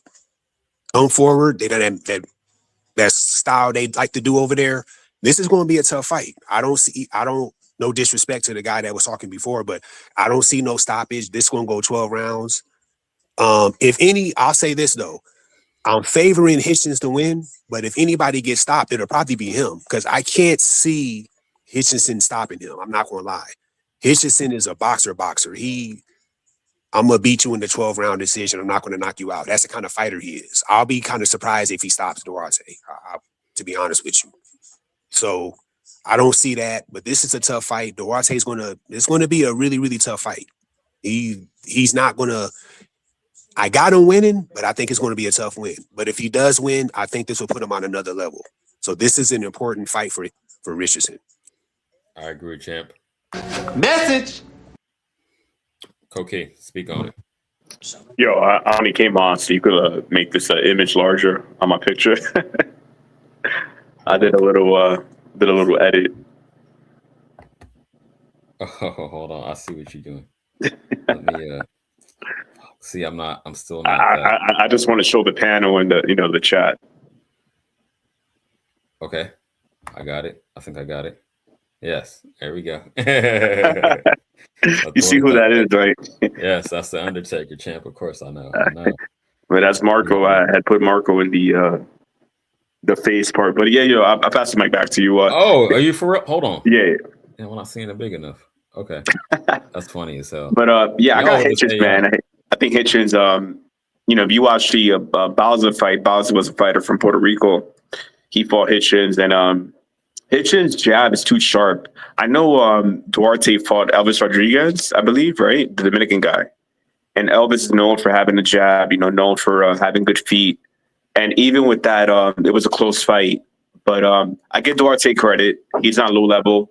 I think he could he could definitely get a chance, but I got Hitchens by UD. Okay. Damn, by UD. Yeah, I tend to agree with that. Yo, I blew it up. I seen exactly the work you put in, fucking Koki. That's funny as hell. Y'all got to show me how to do that shit. I'm just getting started with AI. That shit is funny, man. Is Duarte training with Robert? If not, he should be. I'm not sure. I'll look that up. I think he is. If I'm thinking of the right Duarte, he's a light skinned dude, huh? Light skinned Mexican dude. Yes. Yeah, he looked kind of buff. He looked kind of buff the other day when I seen him on live. No, he is yoked. Yeah. Yeah, the most likely outcome is Richardson's going to win, but it's going to be a tough fight because I know Duarte, he's going to bring the heat. Yeah. It's going to be a tough fight. It's going to go 12 rounds. I'll be surprised if Richardson knocks him out. I don't see that at all, but he can box his ears off, but it's going to be a tough fight. Yo, shout out AI. Serrata is exactly right. He is training with Robert Garcia. Yeah, I saw him the other day on live. Yeah. But Robert Garcia can't get in the ring with him. And like I said, he's a good fighter, but this is Richard Hickson's opportunity. Yeah, it is. Yep. Yeah. Someone was saying it's a I high don't think he's leverage gonna fight. pass it I up. agree. He knows how much this fight means. He Yeah. knows if he has a star making performance, what level he can change his life. That's what That's I'm facts. banking on. Yeah, that's facts. Yeah. It's kind of like right now is his opportunity. You know what I mean? Yeah, gotta seize it. Yeah, he win this fight, he goes up another level. You only got one moment. You know what I mean? Yeah, and think about it. If you're Hitchens, right, you're not signed to nobody, right? So for him, he has a little more hunger than a Duarte, who who's more settled. With Yeah, Golden so Boy, right? that's where I'm coming from. Yeah, I Golden think Boy. it's Hitchens's moment. I think he knows what this means, and he's gonna show up and show out. I went to fight. Next week, we're talking about the Garcia Barrios undercard. Oh This yeah, is I can't wait, in my 8 boy. days. Hell 8 days yeah! away. Oh, it's a Saturday. Yeah, exactly. Sunday. That's probably gonna be the fight of the night, though. Duarte and Richardson. Them other fights is good too. That whole card is good. This is a very, very good card. But that's probably gonna be the fight of the night. Hey, C-Jam, can you read do you have the card right there or no? I do. You want me to go from top to bottom? Okay, so main Please, if event. you can. My bad. I'm Hey, going my from bad. If you main. didn't get it, my bad. Actually, no, I'll do it in reverse order so we can build up. Yeah. And I can't pronounce all these names. God Okay, that's damn. fine. Yeah, that's Bektamir Melakuziev versus Okay, Sina Agbekto. Don't Okay, know. I'll be grocery shopping during that. The fight. next one I know. Frank Martin versus Nahir Albright. That's where Oh, it starts okay. getting spicy. Okay. Yeah. And then the one we were just cooking on, Richardson Hitchens versus Oscar Duarte. Then the co-main, Gary Antoine Russell versus Andy Hiroka. Oh, that's a good card, boy. We were doing some film study. And then, the main event, Mario Barrios versus Ryan Garcia. It is a good card. Hell Even though yeah. I don't love the main event, it's a great card. And I'm going to be Yeah. tapped in. I might call But you it know what live. though? Hey, C-Jam. What's up? I've been watching Ryan. You know, like on those what do they call it, 24/7s or whatever the fuck they're called. Hey, he looks locked in, man. Barrios looks locked in, so it might be a good one. I know you're going for your people, and I ain't mad at you. We gonna see. You can never tell how quote unquote locked in Ryan Garcia is, but they're both Mexican. Yeah, we're gonna see the results, champ. They're both Mexican on this one, so I got you. See, You thought going against each other. Okay, I got you, champ. See, Ryan got the equalizer because he got that lightning quick left hook. And if you got that and them quick reflexes, you can pretty much compete with anybody. I'm not saying he's going to beat everybody, but if you got that, possess that, you can pretty much compete with anybody. And you know what's crazy? That's going to be the thing. My nephew, he does like MMA, like he's a bad motherfucker, right? But it's funny. He told me something the other day because he has fast twitch muscles, bro. Like, he catches fools quick. But he goes, you know what happens with me though, with having that is I burn out fast though. And I said, oh shit, I didn't think about that, bro. He goes, yeah, I do. Because I know, I could tell, even with my cardio and stamina, and I notice a lot of people with fast twitch muscles, they get burned out. You know what I mean? They You can't be explosive and have the endurance. I try to draw the line somewhere down the middle, but I understand that. That's very hard, man. Yeah. So y'all really banking on the fact that Garcia is going to come in, and I ran it down. I don't know if y'all were in here earlier. I ran down the results of his last 4 fights. I didn't lie, and I didn't hear that. He hasn't been focused. He hasn't been focused in 4 straight fights. I know. We keep on giving him a pass, huh? I know. Yeah. So y'all are banking on this, huh? Hold up, let me try my soundboard out again. I'm banking that he's gonna fight with his jab. I mean, without the fucking with the IE shell or whatever the fuck he calls it, the Victorville shell. Victorville shell, yeah. But Serrata, peep, Ryan Garcia gonna pull up like today. I got time, cuz. Yeah, today he got time. He didn't before, but today. CJ, shout out to Mo in the chat. You know Mo picked Barrios, right? And I wanted to ask a question to Mo because Mo is a very smart guy, right? What are Barrios' best victories in his career? His best wins. Mo's a smart guy, depending who you ask. Barrios' best victories, because I'm trying to think of them. I don't even know. I can't call it like alcoholic. Oh, we'll let that hang out there. No tootie. Only because I feel like he's a guy who's more known for who he fought than who he beat. Yeah, that's real shit. Draw with Pacquiao. Yeah. Jaw knocked out by Tank. Jaw with Thurman, right? Or what did he have? I mean, he does have the style though to give Garcia problems. I just don't know if he could stay away from the hook, and I don't know if Ryan's hook is still good. Yeah. Where was his hook against Rolly? Where was his mind at, bro? I don't even think his mind was there. More or less. Yeah, I mean, he wasn't in a good place. But boxing. That's why boxing is such a crazy sport. We're all going to be fucked up at one point. Of the year, and Ryan decided to fight in Times Square main event. I get it. I get it. I'm a big advocate on not making excuses, but because you sign up to get in there. But he looked like I don't know what the fuck. He looked like he was, I don't know, in a dream or something. Yeah, I mean, that's why boxing hard, man. You need your physical and your mental to be 100. Yeah, you can't watch the film on Ryan. See, you guys are them type of guys that go to the club. You see that woman on the dance floor, and you like, wow, look at her. That's because she got 5 kids at home, and she letting it loose. And y'all gonna fall for it. And I might eat her butt right after dancing too. Straight up. Serrata, we got the pervert. Shut up, Serrata. With all the dancing juice. But yo, before we move on, y'all see the title of the stream, right? It says Friday the 13th boxing banner. Who's scared? So I want to open it up to the panel. Who would you say, if anybody, is scared in boxing right now? Who's ducking somebody or like ducking challenges in general? Who's scared? I got my Oscar De La Hoya. Okay. That's what I'm saying. Oscar De La Hoya is scared. Better make that Virgil Boost fight. So we said it ain't Virgil, it's Oscar. It's Oscar. Y'all gonna get Serrata started. I know. I can't yell right now. My voice barely. Y'all can't give him a break. Y'all be going on this Sunday. I know. I can barely fucking talk right now, so I'm gonna let this one ride. Cough drops sound like. Go ahead. Shit. Nah. Yo, I'm gonna say it because I gotta get off my chest, right? Regis Prograde. Damn, that's not a name I expected to hear. I don't know either. Only because him and my boy, you know who my boy is, right? They have smoked since 2019. 6 years, 7 years and counting. They're both washed up. They both got, stopped. But they got to fight. Who's your boy? What is his name? Matias. Matias, yeah. AKA Dalton's son. I know. Fuck. It happened. Yep. Yeah, I know that was very disappointing, man. I'm gonna hold that L up high in the air. That's all you can do. Yeah, but you lowering it to that level that he got to fight Regis. I mean, yeah, man, it's bad right now. It's poverty level right now. We take food stamps. We take anything right now. The EBT. Okay. Yeah, we struggling. Hey, that's real. That's low hanging fruit. Whatever's there. Yeah, no main events. We're gonna be fighting in the backyard of some. Where the Roosters fight, the Gallos.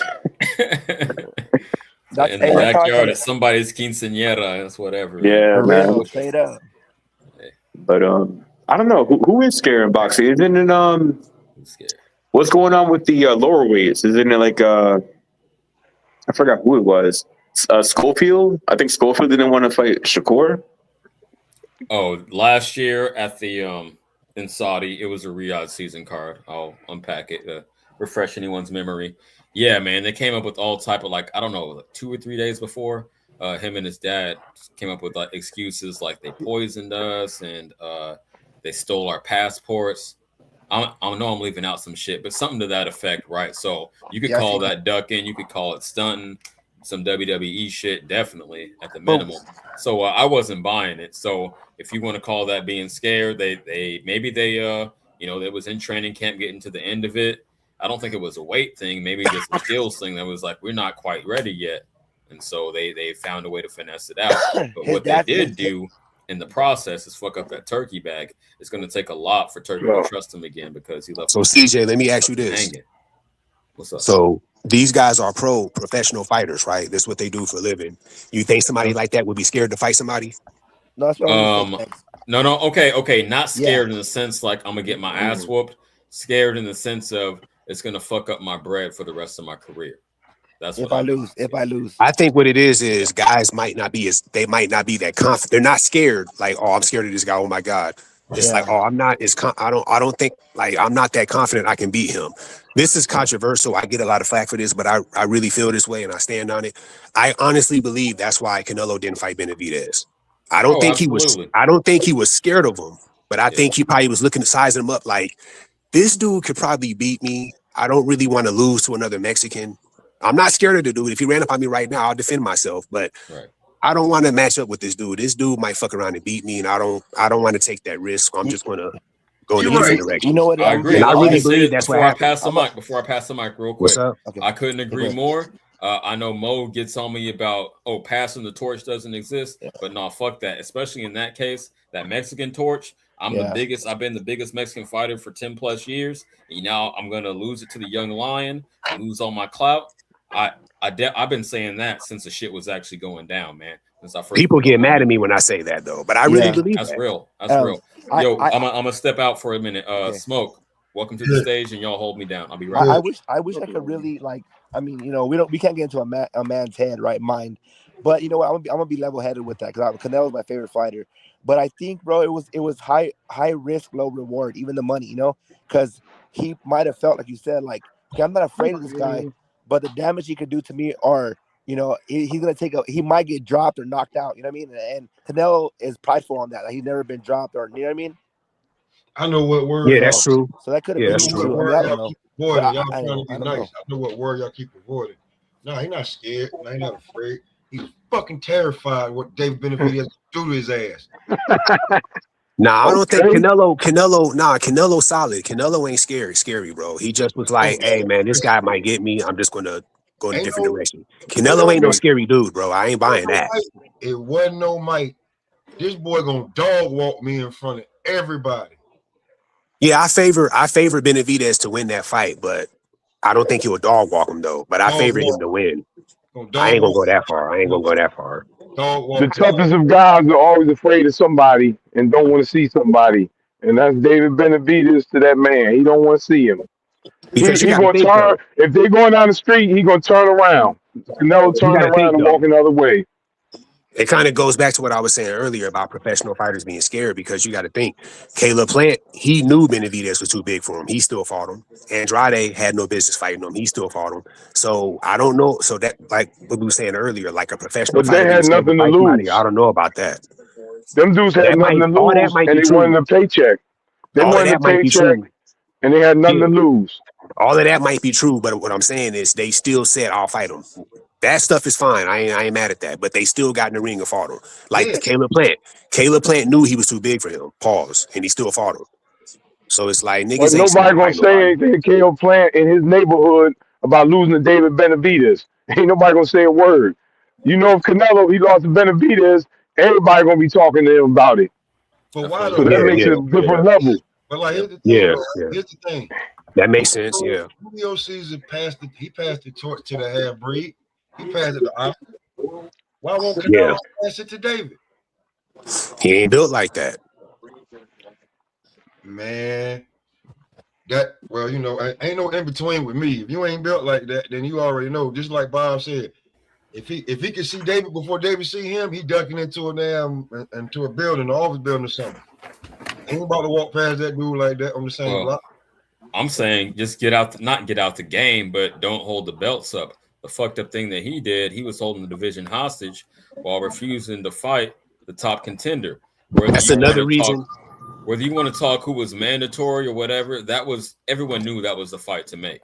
Yeah, that's why you gotta salute Crawford. All the great stuff he did when he beat Canelo. He also helped the 168 division, and now them guys can fight for the belts now. He did work. Let's not belittle Canelo. Canelo was the king of boxing, bro. The face of boxing. The most money bringing in boxing. Nah, it ain't belittling Canelo. We all understand Canelo's legendary. We're not mad at that. We're just saying like there's some stuff that is a red flag. That's all. Nah, and whoever said that he would walk down the street and turn around is wild. I ain't never met no man that I know gonna be scared to turn around, bro. That's crazy. That's fucking it. Now we're playing sauce on the motherfucker. You know what I'm saying? Smoke with David Benavidez. Okay, where's Bud at then? Bud should fight him. Why did Bud retire? Bud fight David Benavidez. Oh, you moving the goalposts. I'm No, gonna no, let no. But somebody hey, else cook CJ, on you're that. the man, though. You're the man. You're the man. Handle it. You're the man. You know Hey, what is I mean? is you Mexican? Yeah. Yup. Oh, okay. That's why he's saying that. Yeah, you know why he's saying that. Because he No, know but that for real though, for that real though. Mexican judge is supposed to get past. You No, know. but you. But why did everybody? Hey, Canelo, they want Canelo to fight lions and tigers and bears. Oh my, you know what I'm saying? That's what they Didn't want. nobody say that. It's just that there was no challenge for him at 68. So fight the guy that's the challenge. That's what the boxing Yeah, public. he was already See, there's a established at the division. Hey, CJ, for let me many say years. this. CJ, let me say this.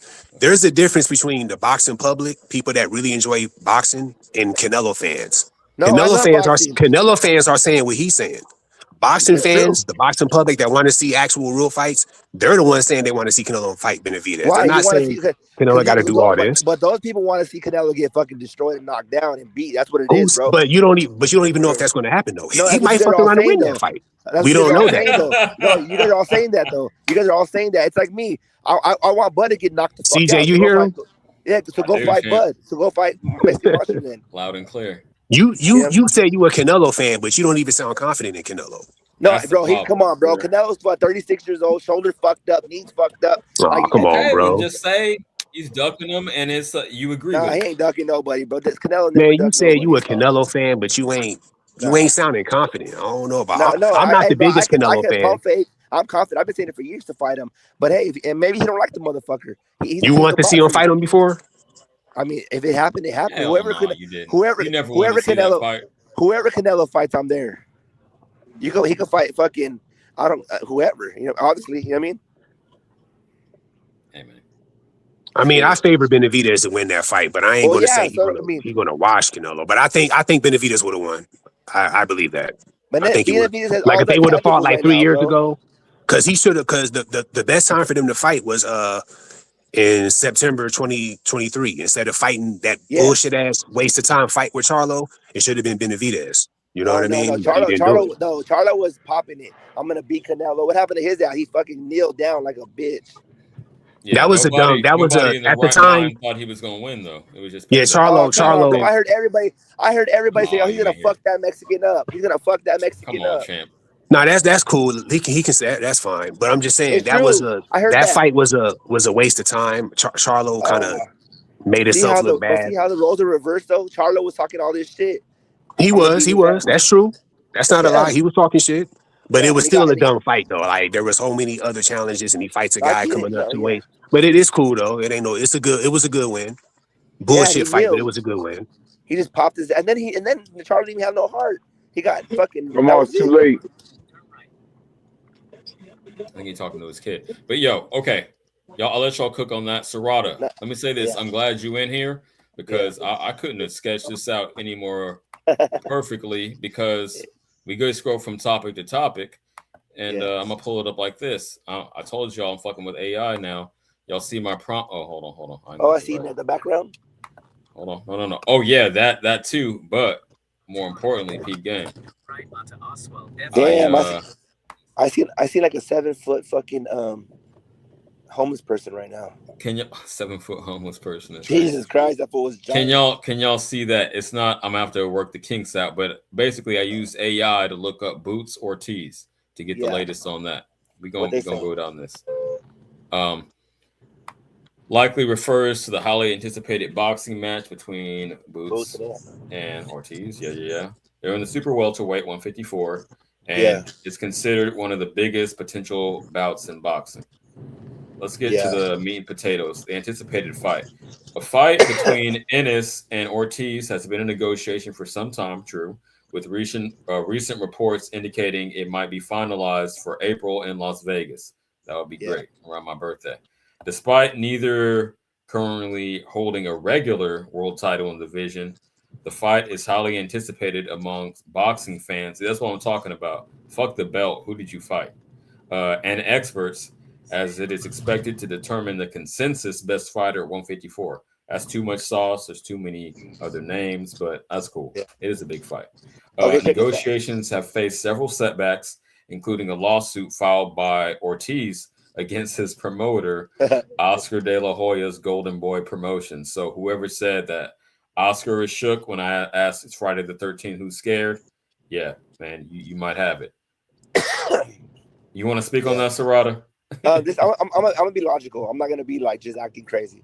Okay, logically speaking, bro, is Virgil versus Boots a great fight? In my opinion, yes, it is. But I know as a Virgil fan, as meeting Virgil, being at Robert's, little training camps and shit, not much, just kind of watching.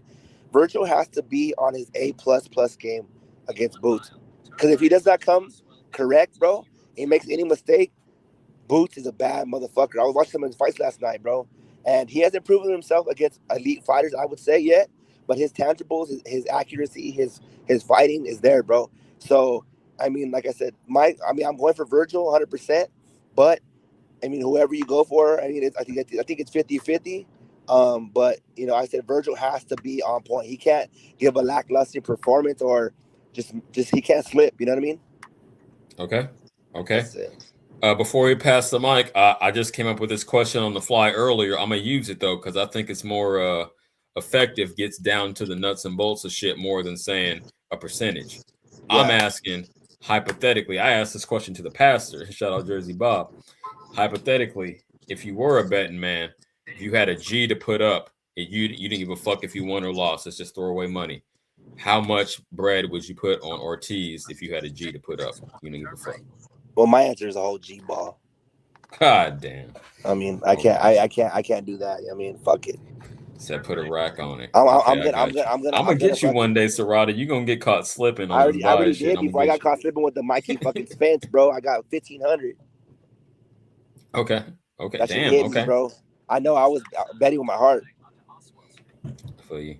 Hey, yo, in the chat, Griot, feel free to hit that link and pull up, or you could just rock out with us when we having a good time. Shout out to you, champ. I know you're over there on the East Coast.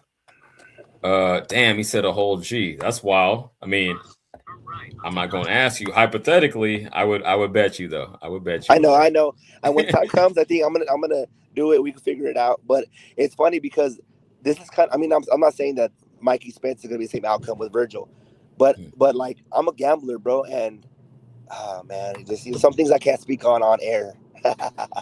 Oh shit. Okay. Hey, fair enough.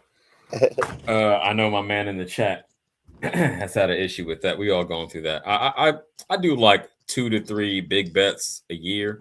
Other than that, I kind of stay away. But yeah, it's fun. It definitely makes it more spicy, right? If nothing else. But okay, where was we at? Yeah, anyone else want to speak on Boots Ortiz? Do you think it'll go down? If it does go down, how do you see it playing out? Anything you want to weigh in with? I mean, I think it's going to go down, and when it does happen, I think Boots should win. I feel like his style is wrong for Virgil. If Virgil somehow in a miracle way wins this fight, they need to like name a street after him in Texas, because he got no business. I'm just going to keep it real. He got no business beating Boots. So I don't see how he's going to do it. I feel like this is a bad matchup for him. All right. Like Ortiz Avenue. Keep on. Go ahead. I don't see that. Boots is just too dynamic for him. I would be shocked if Boots lose to him. I think Boots is possibly a knockout, but I got Boots winning that. Any outcome. He knocks him out. He fucks around and just wins a 12-rounder, but he stops him. They throw the towel in, TKO. Just any way he can win, but I got Boots winning that. Virgil is good, but beating Boots, that would be a shock. He pulls that off. And so you know what's crazy? You know what's crazy, bro? I would fucking lose my shit if they threw the towel in, bro. It would. It goes against everything the Mexican fans believe bro. in. Go ahead. I get it, bro. We're in a new day, bro. But I mean, we're taught, bro. And I'm not saying just us. I know every other ethnicity and culture maybe too. But like as a kid, bro, my dad's like, you fucking fight until you fucking, I don't know, until you ain't breathing, homie. You know what I'm saying? And I don't know. I think Virgil has the same dog in him, but not everybody has that though. You know what I mean? Some people get hit and can't handle it. You know what I mean? So I don't know. We gonna see, huh? Yeah, but I'm sorry. What was the guy speaking before me? What's his name? Solidus, I believe. Solidus. Hey, no, that's a good take though. Solidus. I don't take nothing from him because I feel like you're speaking from you're speaking logically. You know what I'm saying? And I get it because even as a betting person, and like I said, I'll say it here, but like man, I think you would want to bet on Boots, you know, to win, right? But I know that Virgil got to him to do it, bro. So that's what it is. I hope Okay, anyway. so you believe in the heart. Okay. Yeah, I mean, not nothing wrong. Virgil is a good fighter. I just think this is a bad style for him. I feel. And I think that's why this is so anticipated because I know when I get excited, like I want to go have a barbecue and put this fucking fight on. Like I don't do that I haven't did that for any fight in a while, Mm-hmm. Yeah. But, and then break my TV after if he loses. But I said all that. But I said all that. But we know how crazy boxing is. The fight might not even fuck around and happen. So I know that's gonna piss me off too. Yeah. More. So put that in there first. Keep that in mind. If the fight don't happen, if I see De La Hoya in Los Angeles, I'm gonna fire on him. Imagine he beats my ass. Said I'm gonna tear the pantyhose off the motherfucker. Okay. So you agree? When I said Oscar De La Hoya scared. I don't know about scared, bro, but he's just a greedy fucker. He just wants everything. He wants it his way or no way. That's his prize. That's his prized possession. So he wants to suck as many checks out of him as he can. I think. I don't know. Suck as many checks. I thought you was going somewhere else. Yeah. No, pause. But I think that's what the problem is. It's a business, bro. They're mules, dog. I mean, they're racehorses, Or Yeah, but at some point, you got to see what your racehorse got. And this is the point with Virgil. Virgil still ain't fought for a belt. Come on, man. He got to get in the ring and fight for a belt. Did he get a real belt? Yeah, I was gonna say, was it like an email chat? I seen the what was it? WBO. Yeah, he got interim or something, but yeah, he fights Boots. I'm saying that's the same as fighting for a belt, man. He got to do it. Virgil got to do it. He wants to do it. Oscar De La Hoya holding him back. Let's get the fight. Everybody wants to fight. But I got to be the same energy though, because if Virgil does beat Boots, bro, I don't want anybody to say, "Oh, he was fighting nobodies. He was too young for this shit." Nah. He beat Boots. He deserved a street named after him in Texas. He's from Texas, Grand Prairie, Texas. That's where he's from, right? Yeah. He deserved a street named after him. He win this. He win that Yeah. fight. If he beat Boots, if they fight. I believe Boots is a great fighter. I know people like he ain't fighting. I believe Boots is a great fighter. So if Virgil beats him, you give him all the credit in the world. Yeah, he get all the credit. He do that. Y'all make him want to go smoke. Even I want to give Virgil credit though. I want to say this, really, if y'all don't mind. I recently rewatched that fight he did with Madrimov. I ain't gonna cap. In that fight, I was impressed. He started off getting tagged. Madrimov was having success, but the way he adjusted and broke him down and won, very impressive. I want to give Virgil credit. I don't think he'll do that to Boots, but in that fight, that was impressive. So shout out to Virgil. It was surprising, but Madrimov didn't fight the same way he did against Crawford. Again, it's a much different puzzle to solve. But yeah, I'll give him props. I'm not here to hate on nobody, but yeah, surprising and impressive performance. I'm with you. But yeah, I don't think. But yeah, the Boots fight that would be a shock. I got Boots winning that. Boots all day. Solidus, did you answer yet? Who you think is scared? Solidus and Smoke. Who's scared in boxing? No, I don't. I think you had stepped away when I was speaking on that. But no, I don't. I'll repeat it if you don't mind. No, I don't think. I don't think these guys are professional fighters. I don't think they're scared. I just think that they probably size other fighters up and think to themselves, I don't know if I can beat him. I'm not scared.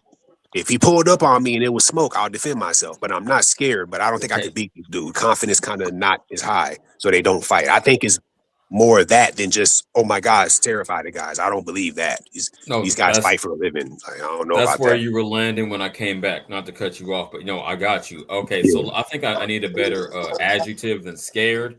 Maybe I don't know, apprehensive. Like again, I said it was because they're afraid of where their career will go if they lose to this guy. Now I'm just gonna get my ass whooped and I'm like shaking in my boots. No, man, you thugging it out. I can see that. But okay, who is more apprehensive? Who's scared to take a risk? Maybe that I need to put that on. Hey, maybe that's what happened. I mean, I don't know for sure, but maybe that's what happened to Kid Austin. He probably got cold feet. Like if I lose to Shakur, my career might decline. Maybe that's what happened. Who knows? That's perfect. That's a Kid perfect. Austin got a problem. His dad.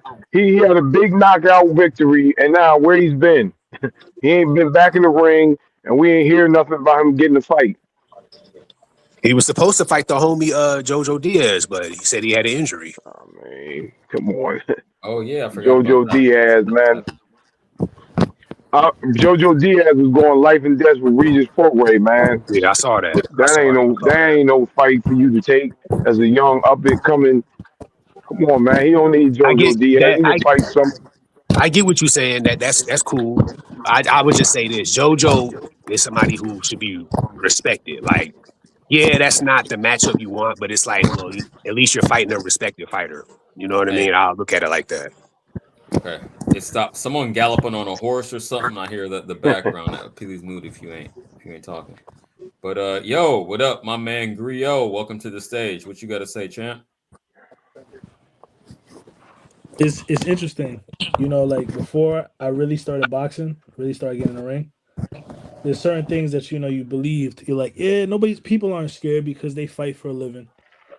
Oh, they fight for a living. They do this. They've been doing this such a long time. But I don't think that's actually true. I actually think people are really, really apprehensive when they see certain styles. Like certain people have sparred against other guys. They've sparred against other guys. They've witnessed the power. And I can say myself, like getting in the ring with certain people in the gym, certain people just got a rep. Some people just have a rep for like having crazy power, for being unpredictable. Certain things that you're wary of. Like, yeah, I could beat them, but I have to put so much more in to do it. So I think a lot of times people justify like, the whole thing behind Murtazaliev losing. Everybody's like, yeah, see, I knew he was the boogeyman. I knew he was. It's like y'all say that, but it's like if these guys were so confident in beating a guy like Murtazaliev, they would have faced him already and done better than what just Josh Kelly did. Because I didn't even think Josh Kelly won that fight. But I think a lot of times these fighters and their managers, the managers run interference, the promoters run interference for fighters. A lot of these guys don't actually want to fight the top guys that are there. So the managers will make up all kind of excuses. The promoters will say, "Oh, it's not this fight doesn't pay. Oh yeah, the money's not right." Like all kind of excuses so that people can delay the time that they fight guys, because people get worse. That's the reality. The older you get, the more fights you have, the worse of a fighter you're probably going to become.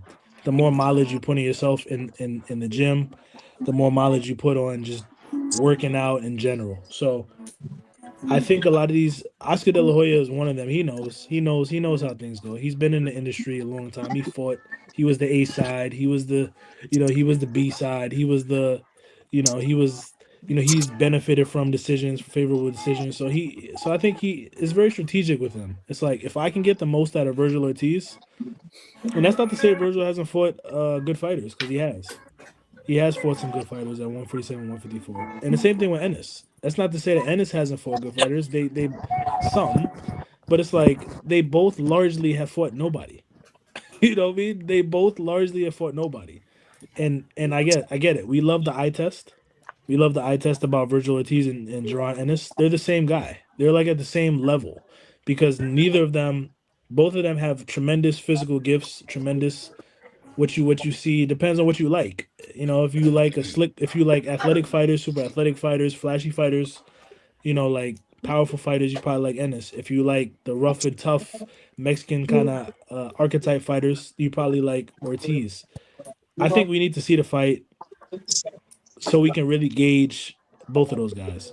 But once those guys fight each other, whoever wins, it's time for y'all to unify with 154. I want to see y'all against Xander Zayas. I want to see y'all against, I don't want to see Josh Kelly, but hopefully Murtazaliev gets the rematch. I want to see y'all against the other top guys at 154. Like that would be a real gauge of the level that they're at. And so yeah, I'm not gonna be pessimistic, because I feel like as a boxing fan of 20 something plus years, it's easy to be pessimistic. But I feel like every time we talk about this fight, it's like, oh yeah, it's gonna happen, it's gonna happen. And here we are, it's 2026. Every other major fight has been happening. Every other major fight is already signed. It's in the works. It's happening. But this fight, for some reason, it keeps getting delayed. I mean, CJ. we got Shakur Tiafimo, which I didn't even think was gonna happen. We got that before we even got these other guys. You know, Word. and that's I feel you. Okay, I'm gonna pass the mic. Who was that? It's CJ. Solidus? Go ahead. Yeah, look, two things. When it comes to Murder's Ali of losing to Josh Kelly, I know I'm somewhat familiar with him, but I did research on him prior to that fight. What I found out is he's never fought a fighter that has like really good fundamentals before. The majority of his fights have been against guys that just come I towards think he him. just forgot to turn off the pause to mute the mic. Who, me? Nah, I didn't hear him. Solidus. Oh, no. Go Yeah, ahead, he's Solidus. never the majority of guys that he fight are guys that just come forward, not guys that move like that. And I think that played into why he lost that fight because everybody had him winning that fight. They were saying he was going to destroy him. I think he got caught off guard by that. And then the Boots and Ortiz thing is they keep saying Ortiz has a better resume, but I feel Boots has a better resume for this one reason. He actually beat a undefeated champ before and stopped him. To me, that gives him a better resume. But for whatever strange reason, they keep saying Ortiz has a better resume. I don't know why, but I feel like Boots kind of checks that box before Virgil does. That's how I feel about that. I haven't seen Virgil do that, but I've seen Boots do that. So fair point. To Griot's point, yeah, I would love to see it. And you're very disappointed because I believe I forget who put this in the air, but a quote. Apparently, they were like, "Oh, we need 5 more years." When they were talking about Boots back when they were at both at 147 before Virgil started, missing weight and getting, hospitalized and shit. They were like, "Oh, we need 5 more years before we're ready for that."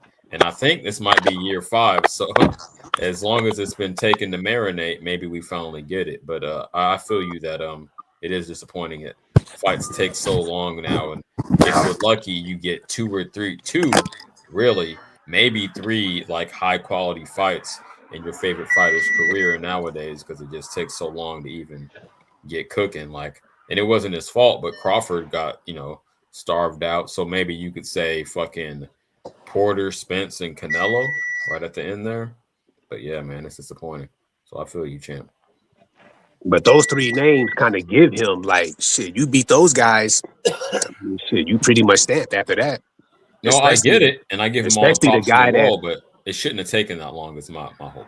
That's true, but you beat the guy that everybody swears is the face of boxing. I mean, it don't get no better than that. So can't complain too much. Serrata's still in here. I don't know. He might have something to say about that. But okay. All right. Moving right along. So no one else before we get deep into 154. Any more answers on who's scared? I haven't even given my answer yet. But yo. Okay. All right. I'm gonna say right now.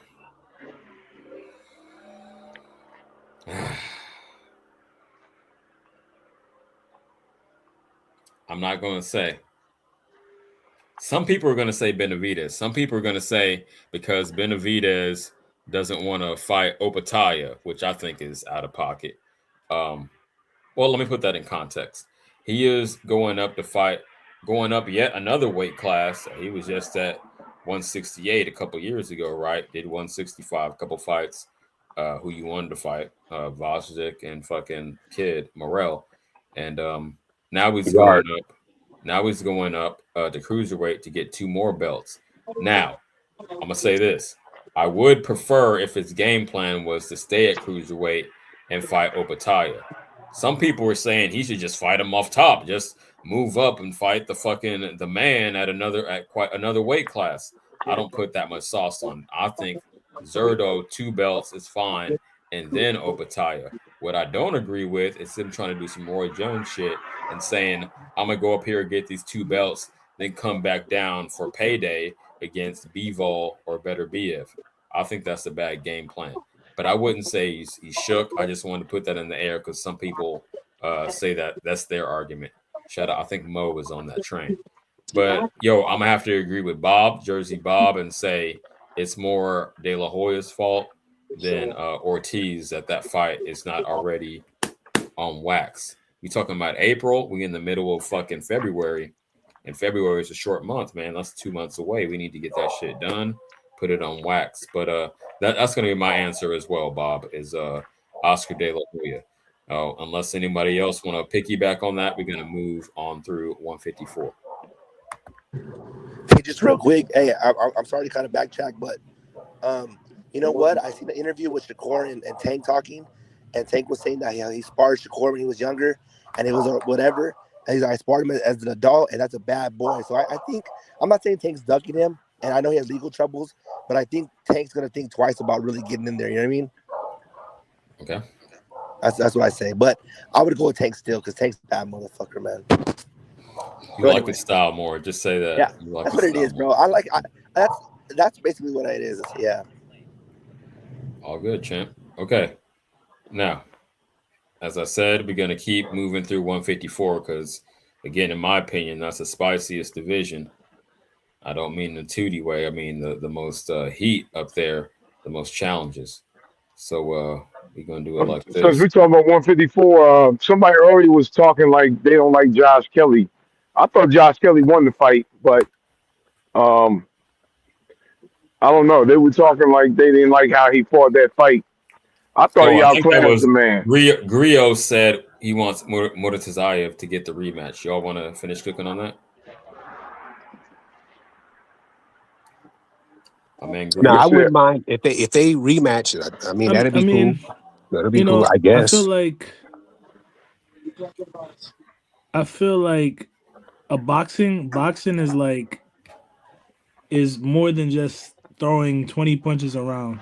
I feel like great boxing is throwing punches, not being hit, and kind of really imposing yourself. And I don't even believe in the you got to beat the champ to beat the champ. I just believe in, did I beat the guy? Did I do enough to beat the guy? Did I win 7 rounds? Did I mathematically win? Then I did the job. I don't even believe in that per se, but I feel like Kelly had just such a negative performance, and then there were just so many times in the fight where it's like he's not even doing anything. He's getting credit for doing nothing. And then the other judge scored it 10-10. So I know that judge felt like Murtazaliev won round 12. Sorry. That judge felt like Murtazaliev won round 12. And because he wanted Josh Kelly to win, he gave it a 10-10 round. There's a lot of corruption going on in boxing. Like there's real corruption going on, you know? So I think he deserves a rematch because what's 10-10? Like we don't score 10-10. You gotta make a decision about a round and score the round, you know? Make a decision. Well, I disagree, champ. In theory, like in that specific circumstance, that could be corruption. But I've been advocating for bringing back 10-10 rounds because I don't think all 10-9 rounds are created equal. You might outland a motherfucker by one jab, but because you have to make a decision, boom. But then, okay, in another round when someone gets, semi-dominated but doesn't get dropped, that shouldn't be weighed the same in my opinion. So I'm with the 10-10 round because some shit is just closer than, not all 10-9s are created equal. I'll just put it like that. So yeah, but that's food for thought. I'm glad we can have the conversation. But yeah, I don't know, man. They need I think that's the easiest way to clean up the scoring system. If it's that close and you really can't call it, like Serrata said, like an alcoholic, just say 10-10, man. Sometimes that's the right call. Let me cycle through the chat real quick. Mo, you talking shit in the chat, but you ain't pulling up. He said, the fuck we don't. We scored 10-10 rounds since the sport has used 10-point must. Okay, I guess that's to you, Griot. He said, yeah, 10-10 rounds are valid. 10-10 rounds could be valid, but we all know that scoring was bullshit because they were far. I'm not even talking about 10-10 in general because I know 10-10 rounds are scored, but I think a lot of British judges tend to do 10-10 more. 10-10 doesn't really happen over here. 10-10 doesn't happen in like Mexico. 10 doesn't. That's more of a British thing, more of a UK thing. Okay. And so I think he scored that because, like I said, I know it was bullshit because the 12th round was not even the closest round. There were far closer rounds where a lot of nothing happened. Yet that judge didn't say, "Oh, I'm gonna score these others 10-10." there wasn't a litany of 10-10 rounds. So for me, that tells me that you're on some bullshit. Because there were a bunch of rounds where you could have scored 10-10 where Josh Kelly didn't do anything and Murtazali didn't do anything. Yet he chose the 12th. The 12th, which became a draw. So instead of Murtazali getting the win, he gets the loss. Right. Come on, bro. No, come on, man. In that case, it was pure bullshit. Okay, I feel you, champ. I'm not saying either way, but why would he just give Josh Kelly the round and give him the win? Why, if it's corruption, he should just been like 10-9. I'm giving Josh Kelly the round. Well, maybe he knew it was collusion. I'm just playing devil's advocate. Like, if you know that, what this guy got and what I got, because I would assume that if two guys, hypothetically, two judges got paid off, they would know about each other, right? Because, like, and I hate to take it here, but like on some Epstein Island shit, like if I got dirt on you and you got dirt on me, that's mutually understood, right? So we're not going to throw each other under the bus. So if he knew another judge got paid off, like I can see his scorecard, I know what he's doing. All I need to do to not be suspicious is do a 10-10, just do a draw round, and I'll get the result I want. Well, hold on. Making it 10-10. Hold on. Making 10-10 is I'll making get you the result suspicious. I want without being too obvious. Just let me land. But making 10-10 is making you suspicious. So you might as well just have gave Josh Kelly the round, is all I'm saying. If I want Josh Kelly to win, I'm not making it 10-10. Because then everybody's going to be like, why did you make it 10-10? I would just said Josh Kelly won the round and gave him the 10-9 and then not worried about it. All right. Yo, so you guys don't agree? You causing more suspicion by giving a 10-10 round than just saying Josh Kelly won the 12th. I don't think so, because as Griot said over in the UK, that's it's more common. So I don't think it would raise eyebrows over there. What up, Mo? Welcome to the stage. Hey, what's up, CJ? Yeah, I mean, for me personally, I don't really give a fuck about that because I had Josh Kelly watching that dude. I knew the moment that fight was announced, he was going to watch that dude. I knew Murtazaliev was no boogeyman. I knew he's not a world elite level fighter.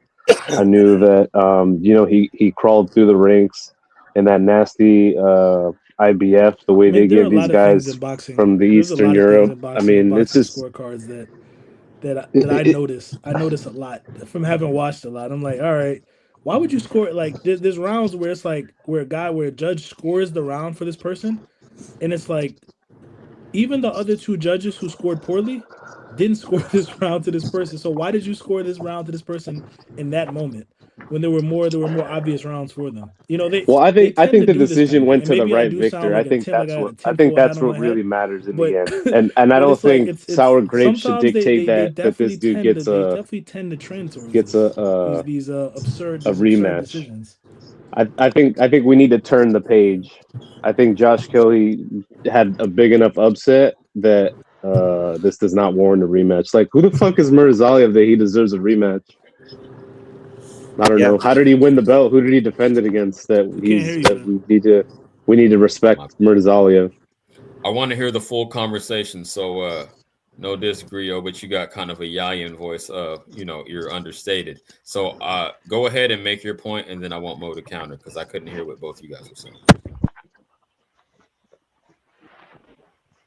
I mean, go ahead, Griot.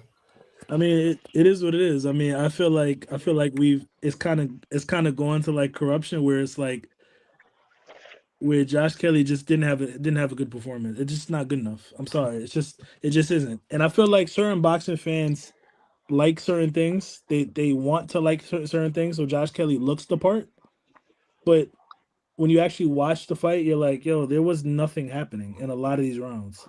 In a lot of those rounds, a lot of nothing was happening. So, based off that performance, do I think Josh Kelly has a chance against Ennis or Vic or Ortiz? Fuck no. And Murtazaliev hadn't fought in 15 months. We even had this conversation before. We had this conversation a weekend before about the fight, about Murtazaliev having 15 months off, about it being in England, about these. Whose fault is that? Like we had whose fault is it's in England?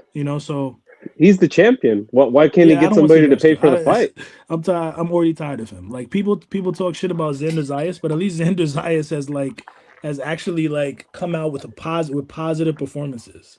Real boxing, like actual boxing, punching, moving, slipping. I got criticisms of Zayas, but Zayas' performance was he gave a great performance his last fight. He's given good performances at 154 in most of his I career. agree with that. So Xander's like, been doing his thing. I yeah, agree with Josh. that. I don't want to get too deep into the robbery shit, but I just didn't like Josh Kelly's performance. That's just So, raw did you I talk. think like Josh Kelly Devin schooled Haney? him, schooled Did you like Devin Murtazalia. Haney's performance when he threw 22 punches around? Was that a Against good Norman. performance? Yeah, because all these people were like, "What a great performance!" I was No, like, "22 punches around can't be great." I didn't think Devin Haney's performance was great either. But I thought Norman. I said to CJ that what if Norman's just overrated? And I literally said that weeks before, and that literally showed itself. He can't deal with any boxing. He is a very primitive kind of fighter. So Devin Haney did enough. He hurt him. Those first 3 rounds were enough, and then all he had to do was get on his bike, box, throw a couple jabs, and Norman couldn't do anything. I don't think Haney's performance is great either, for sure. Yo, I mean, you don't have to be great to win. real quick. I'll put my man Griot up against any boxing mind that y'all see out here. I'm not saying that y'all don't know your shit, but I know he knows way more than me, and he keeps it logical. So you got the history and the knowledge with it. I'll put him up against anyone, but y'all got it. Go ahead. You'll put me up against Harry Greb. Harry Greb, the GOAT fighter that will never ever see full one eye for 80 fights. No footage left. Hey CJ, is he your Valentine? Oh man. Come on, champ. This is my man since for over 20 years. No tootie. Oh shit. Hey, look, at the end of the day, Josh Kelly, he washed Murtazalia like an old pair of jeans, bro. It is what it is. He sucks. He's not a great fighter. You wanted him out of here. I think I remember your narrative going in. You don't like him because he's not marketable. You wanted him out of here all top. No, Murtazalia? Yeah. No, I don't like him because he's not a great fighter. He built a reputation off of what? Beating up damaged good Tim Tszyu, a guy who was never a great fighter either. Who are you talking about? So Murtazalia, he was the boogeyman because he beat up Tim Tszyu. Who the fuck is Tim Tszyu? What's Tim Tszyu ever done? Besides get his ass beat by Fundora twice and quit on the stool. He got a point. Tim, that's it. Okay. All right. We're going to keep progressing down through 154. That was a good exchange. I'm trying to get some chicken teriyaki because got the munchies. But in the meantime, okay. I need to see what I'm do. Boom bop. I'll see that one. Oh, I need to blow it up. Okay. So this is about Tim Tszyu. A little short promo on Facebook about Tim Tszyu and Sebastian Fundora. You mean Thurman? I mean, yeah. Wow. Yeah. Thurman and Fundora. One-time Thurman is a legend in the ring. I was raised. I don't know how to work the Facebook. Y'all bear with me. Oh, full screen. Okay, I'm just gonna do it like this. But world champ Sebastian Fundora is towering above the competition. Fundora, top of the world as the unified champion. As they collide, can Thurman win a major world title one more time? Or will the towering Inferno stand tall in the air? You're about to see a whole nother level of boxing. It's Sebastian Fundora versus Keith Thurman. Saturday, March 28th, live on PBC on pay-per-view on Prime Video. Don't dash me. And if you PBC has a I'm not used to Facebook, but I'm gonna get this out of here. PBC has a pay-per-view coming up, obviously, which isn't they don't do it too often since they signed with Prime.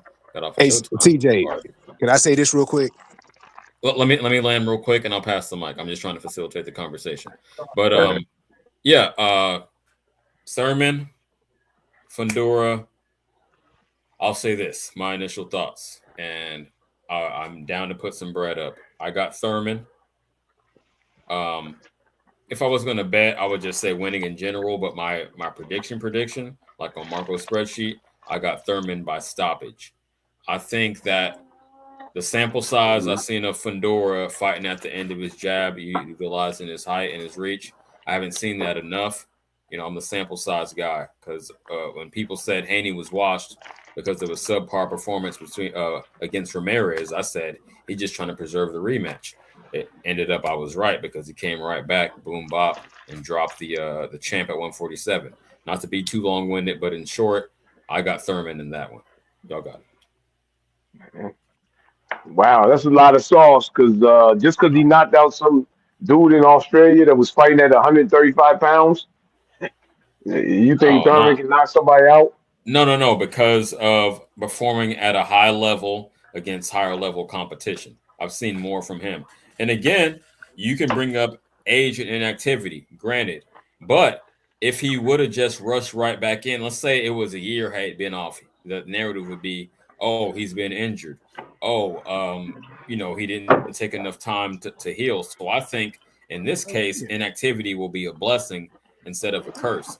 He took the time as an older fighter, took the time to get his body right. He's really ramping up for the shit. He didn't take a tune up. He's saying, I'm making this next one count. So I think he's firing on all cylinders. And maybe just because I'm a dude in his early 40s, he's in his late 30s, but I think he got one last hurrah against a dude who doesn't know. He wants to thug it out like a dumbass instead of, being a fundamental boxer like he should be, given his physical advantages. So that's why I got Thurman. I don't know. The dude, man, he been out the ring. Stop, man. I just can't, man. He been out the ring too long. It's over for him. It's over for him. And I'm not saying Fundora's great, but he's good enough to beat Keith Thurman. So I think Fundora by decision.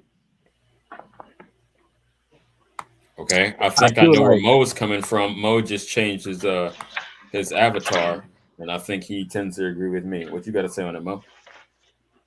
Oh, I got Thurman all the way. I mean, I don't know who this Fundora guy. Same thing with Murtazalia. Who's Fundora that we have to respect him like he's a great fighter? He's done great things in the sport. I mean, Jersey Bob, you said Thurman beats up some Australian kid and we have to respect him. Well, what did Fundora do? He beat up a damaged good Tim Tszyu who quit on the stool, and he hasn't been the same ever since. I don't know. I mean, I've seen Fundora get knocked the fuck out.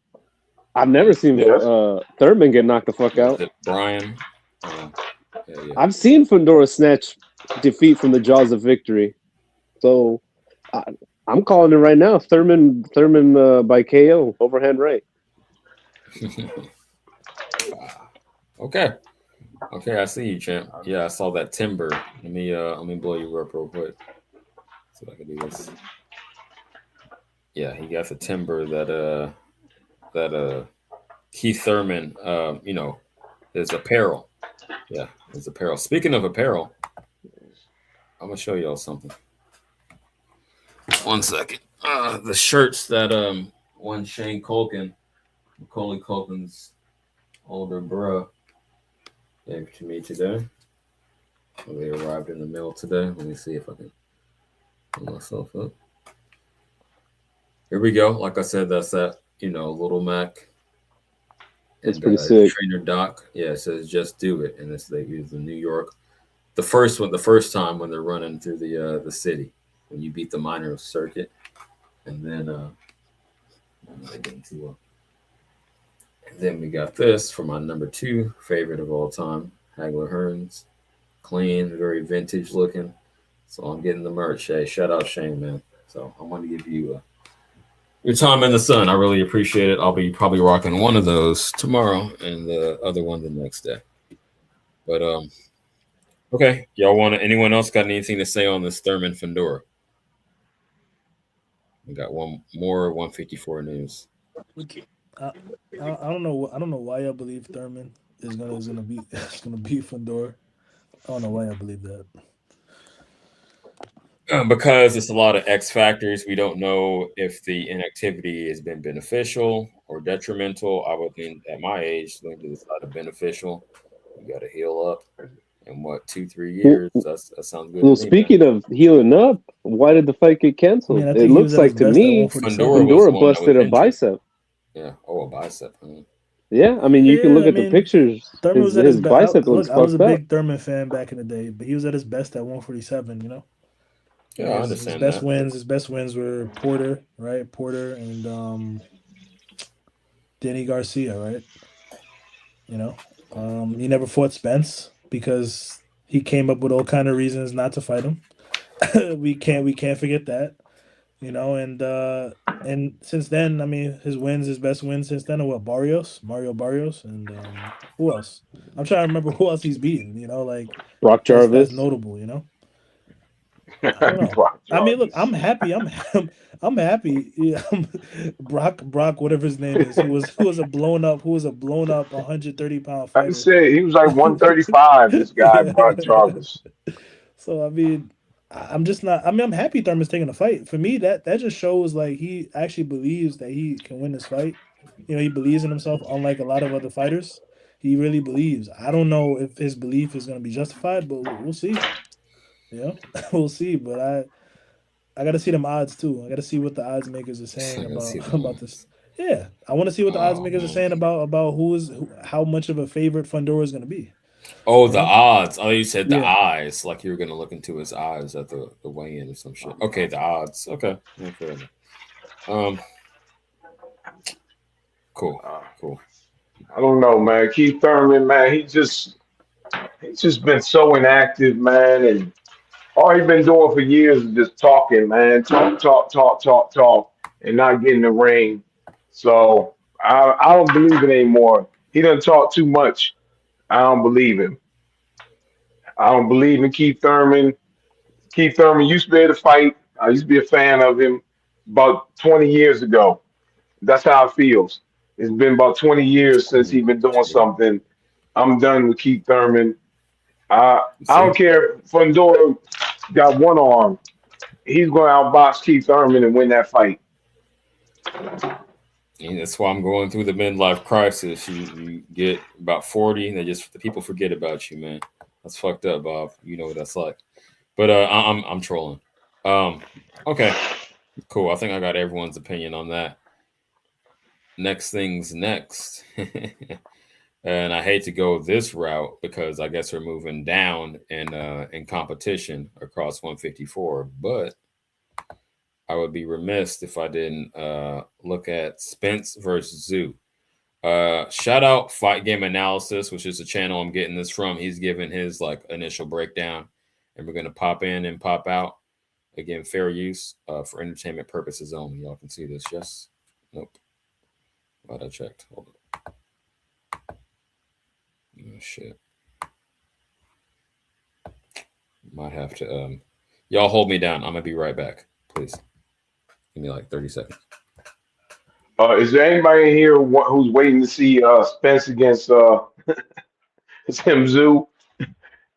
Was anybody requesting that fight? Yeah, I kind of want to see it because I kind of want to see how Spence is fighting after all these years being inactive. So yeah, I'm gonna check it out for sure. Do you happen to know who he's going to be training with, or? I saw he was who's working in this with. camp? I don't know who his actual trainers is, but I saw footage that he was like Yeah, I think conversating you with got Roy Jones muted, Jr., getting pointers from him. Oh, he lost. He lost. If he's That's going what to go with Roy Jones, it's over. He lost already. because there's a video on YouTube where he's in the gym with him. They're talking. So We know Roy Jones cannot train. Man, stop. Roy Jones, What do you mean? yeah, he can He fight. trained That Chris man Eubank. cannot train. No Eubank? No. Well, when he got Not a knocked Eubank out, fan? I think that's why he's saying it, didn't he because the train him Eubank when thing didn't Eubank work. got knocked out?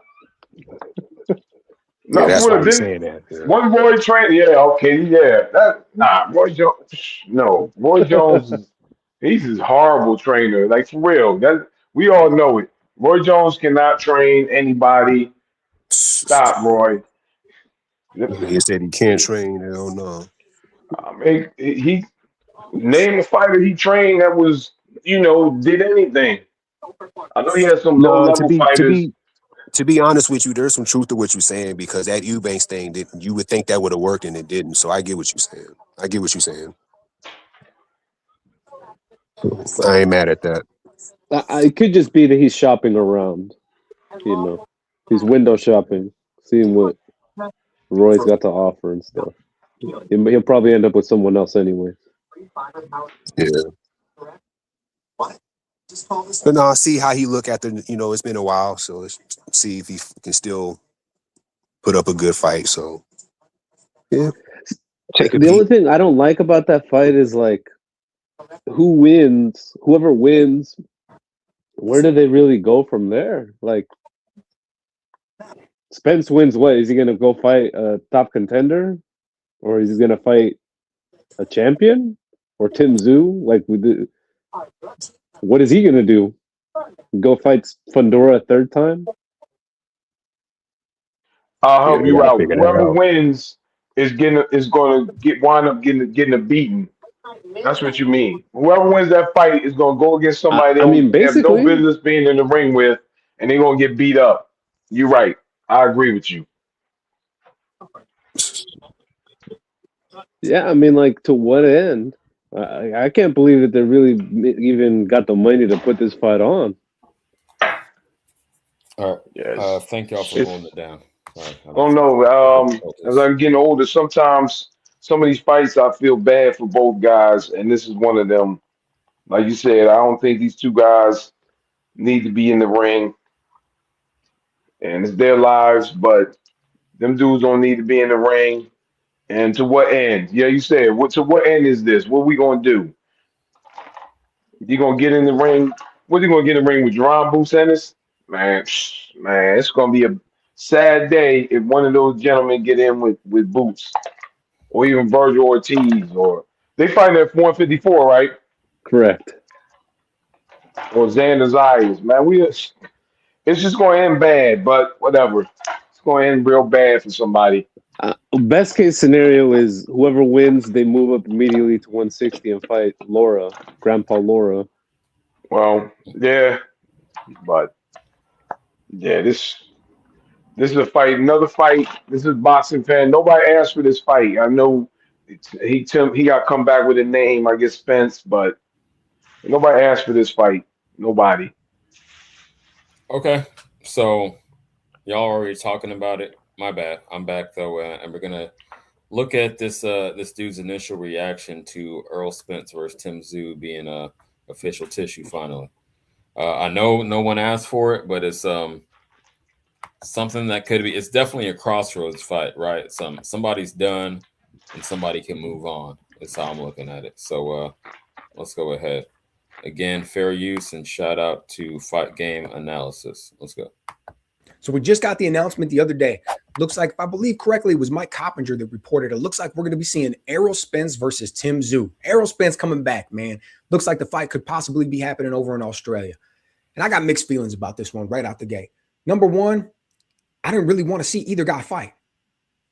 I kind of said that before, man. After you saw the way that Errol Spence had deteriorated, and then just capping it off with that beating that he took against Terrence Crawford, I've been a fan of his for a long time.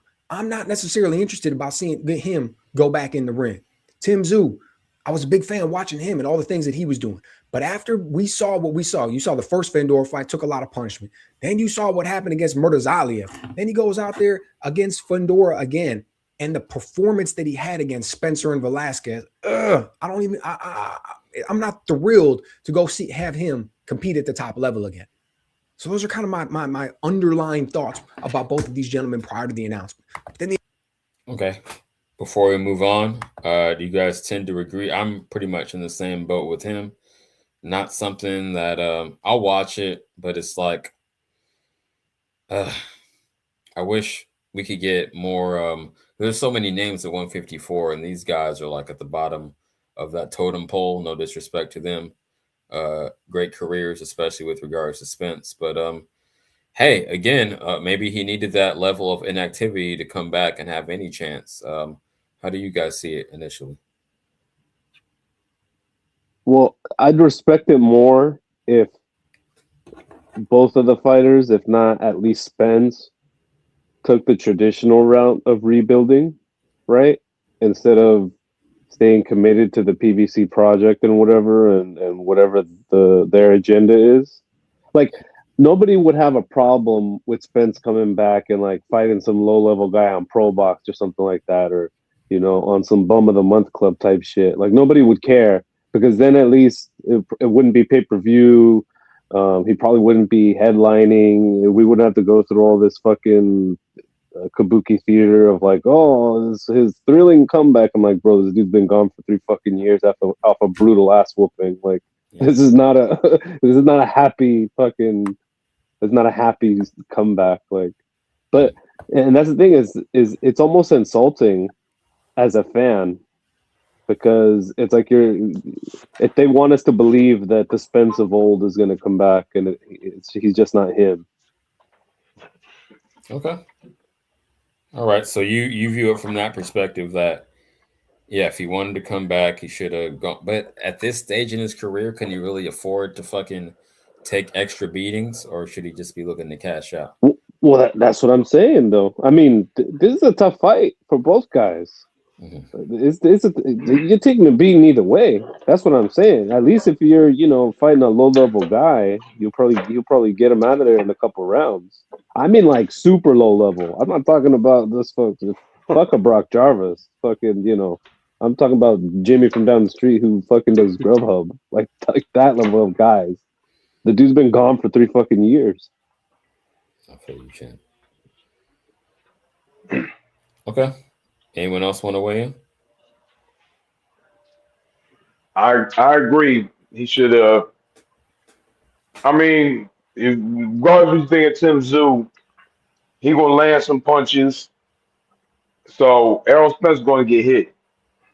So like you said, um, he gonna take some punishment. So he should have probably fought some dudes, the no hope guys, and then try to cash out. Instead, he's taking a tough fight. Can't be for big money. I can't imagine anybody would pay either one of them guys big money. So, Hey man, well, it's we'll see what happens. pay-per-view, so it's something, right? Man, who's buying that fight? There's nobody buying that fight. I am. Nobody. There's no way you're paying for that fight. No. Tim Zoo, Yo, Errol I Spence.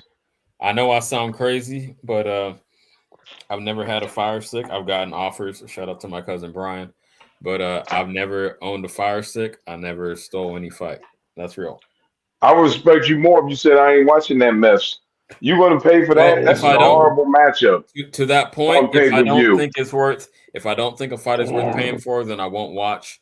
And because I know, 12 hours later, YouTube got the highlights. So I run that fine line. But Hey, but check this out, CJ.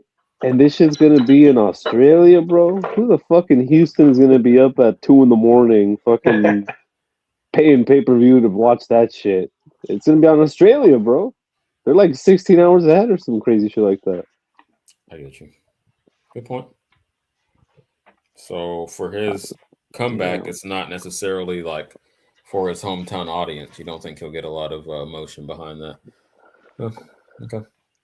I mean, I can't argue. I'm just thinking my way through it. Grio, what you think about Zoo and fucking Spence? Nobody care about that bullshit. Okay, concise. Yeah. I do, man. I do, because I like a comeback story. Maybe because I've been through so much. I want to see a motherfucker thug it out and come back on top. But just where I'm at with a little personal bias from that angle. This is not a comeback story. This is it's pathetic attempt to reclaim something you used to have. There ain't no comeback. He used to be good. He got his behind whooped. He trying to come back 3 years later. Man, ain't no comeback. Hey, I'm Somebody trying should to be come back telling him 4 it's years over. later. It's over when it's over. Tell Errol Spence it's over. It He ain't over till ain't you never give getting up. it back. It ain't over till That you bend the man, knee. Just I because you said that. guarantee. Just because you said that, I'm going for Spence now. Because it ain't over till it's over. It ain't over till you bend the knee and give up. Let's go. Go ahead, Bob. I'm gonna let you land, and then we're gonna continue. So he need to quit. He understands. So obviously he doesn't understand. So he need to get beat up, I guess, just so he can go back to retirement. God damn. On that note, the announcement comes out, and I think, you know what? If these guys are going to fight again, this is actually a perfect fight for him. I mean, neither one of these guys are no names. They're never going to be for the rest of their careers, no matter how short or how long it may be. They're always going to have that name brand appeal, particularly a guy like Errol Spence. So you think about Errol Spence coming back, he's never going to want to come and fight some number 50th ranked no name bum. It's just not going to want to happen. But you don't want to see him go in there against the guy who also holds the type of name value that he has, because that's typically going to be somebody who's at the top of the division, who's going to go out there and be able to put a beating on him. And I don't want to see Errol Spence take another beating. So when you think about a guy like Tim Tszyu, it's like, ooh, Tim Tszyu isn't in his prime anymore either. Errol Spence isn't in his prime anymore. So, but they both have this huge name brand appeal. So this could be something here. That's kind of the first thought that I have. You're like, then it's going to be in Australia. That's what they're talking about. You're like, ooh, that's great for both guys. Because I got to believe that the gate and the overall money that gets generated by this thing is going to be way bigger in Australia than it would be if it was in Las Vegas. Because as big as Errol Spence is in the United States and the buzz and everything that he generates, whether it's in Vegas or whether it's in Texas, I think if you put him in Australia with Tim Tszyu, it'll be even bigger. Because Tim Tszyu just generates massive buzz in Australia, and Errol Spence is still going to be a big name guy in Australia, just like he is in the States. So I think that it'll be better for both fighters in the long run if it happens over there, because it's going to put money in their pockets. And then I start to think about the actual fight. I think about Tim Tszyu. You look at take his last fight with Velasquez. He still had crisp punch. He still had fair use. I like what this guy is saying, but I got to break it up. Sharp punching. I like the jab. I like the right hand. He was going in there. He was still able to land sharp punches. Still able to look crisp in a lot of places. He actually used a little bit more head movement, and I felt like he kept his gloves up in a defensive position a little bit better than in times past. Still came in kind of on a straight line. Still shot wide shots. Still sometimes almost led with his face when he would come in with these wide shots and then lean forward a little bit too much. That's the perfect opening that Murtaza have caught him with. So I still see things like that. I still see those flaws. I think about Errol Spence. And of course, you think about that last fight with Terrence Crawford, and it's like, we know that that's not necessarily the best representation of his skill set. But then the flip side of that is that the best representation of where his skill set will be now? Right? Because we can't think about the Errol Spence from 10 years ago. We can't think about the Errol Spence from 5 years ago. We got to think. Okay. Pause for the cause. He's corroborating the point I always make about resume. You don't think of a fighter in a cumulative sense. In an overall sense, you think, where is he at right now? That's how you make an accurate prediction. That's how I got Crawford over Canelo. But and T.O. losing to Shakur. Y'all want to weigh in on that before we continue? Because I think that's a great point. Yeah, one thing I did agree with him about is that Tim Tszyu he still looked pretty sharp against that Velasquez kid. The only issue was that he was doing great, in fact, when he was fighting like someone who's not named Tim Tszyu. But that's the problem, is that in order to keep fighting, he has to unlearn all that shit and like go against his nature. But there's the thing, when he's gonna get hurt or he's gonna get tired or he gets in trouble, he's just gonna go back to the same old Tim Tszyu, and that's when he's gonna get hurt. Like, the issue is not that he can't box; he can. The kid, that's not his temperament. So it's just a matter of time before his chin gets checked again. Okay, fair enough. So you're saying he's more done. He's the more done fighter. Hey, real quick in the chat, shout out my man Just Do. Thanks for pulling up. I know it's late for you, almost midnight out there on the east. But you say that Tszyu is the more done fighter because that cranium has been cracked. Okay. And if nothing else, Spence did have, we didn't see it at versus Crawford, but always had very respectable power in a cumulative sense. And 1-2s, that very basic come forward 1-2, 1-2, walk you down. If nothing else, he did have that. Okay, let's continue. Think about the Errol Spence that we think is going to show up in the ring against Tim Tszyu. And the last performance was the one against Terrence Crawford. And when you look at that fight, man, everything was wrong with him. right? The punches weren't crisp, the punch selection, the feet were slow, everything was sluggish, like he was moving around in quicksand. The punch resistance wasn't there, the defensive movements, the awareness, the way he was coming in and handling distance and controlling things, like everything was off. But that doesn't necessarily would mean this time. But you got to think of it and you got to wonder. It's like the 3 years off. We're going to be talking 3 years. He'll be off since he stepped in that ring. Do guys get better 3 years off? Typically speaking, that's a resounding no. Guys do not stay out of the ring and become better fighters. But if you were going through all that wear and tear and your body was beat down, then because of all that rest. Yo, real quick, I swear I didn't watch this before. I'm watching this in real time. Absolutely. Yeah, when you're older, that time off can be more valuable than the active time. Yeah, when you're in your 20s, go ahead. Get them fights in like Tyson did. But in your 30s, especially late 30s, pump the brakes.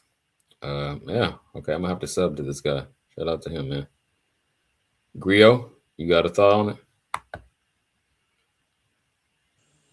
Spence is done. Spence is done. So you think Spence is a more done fighter? Mo was saying that Zoo is one step away from, I mean, Spence is already needing care in his home. Spence is already there. Oh man, you saw how he looked? I mean, come on, bro. Look, Crawford has fought a couple people since then, and none of them has, regardless of what level, has looked as bad as Spence did. So I would just say Spence is done, bro. He's finished. It's okay, and that's perfectly fine. But 3 years out, if like what was it? You said Mo or whatever his name is. Like, 3 years out, you should have fought somebody. You don't just come back. Oh yeah, I'm gonna fight Tim Tszyu. Tim Tszyu is still like, let's be real. Okay, Tim Tszyu lost to Fundora twice.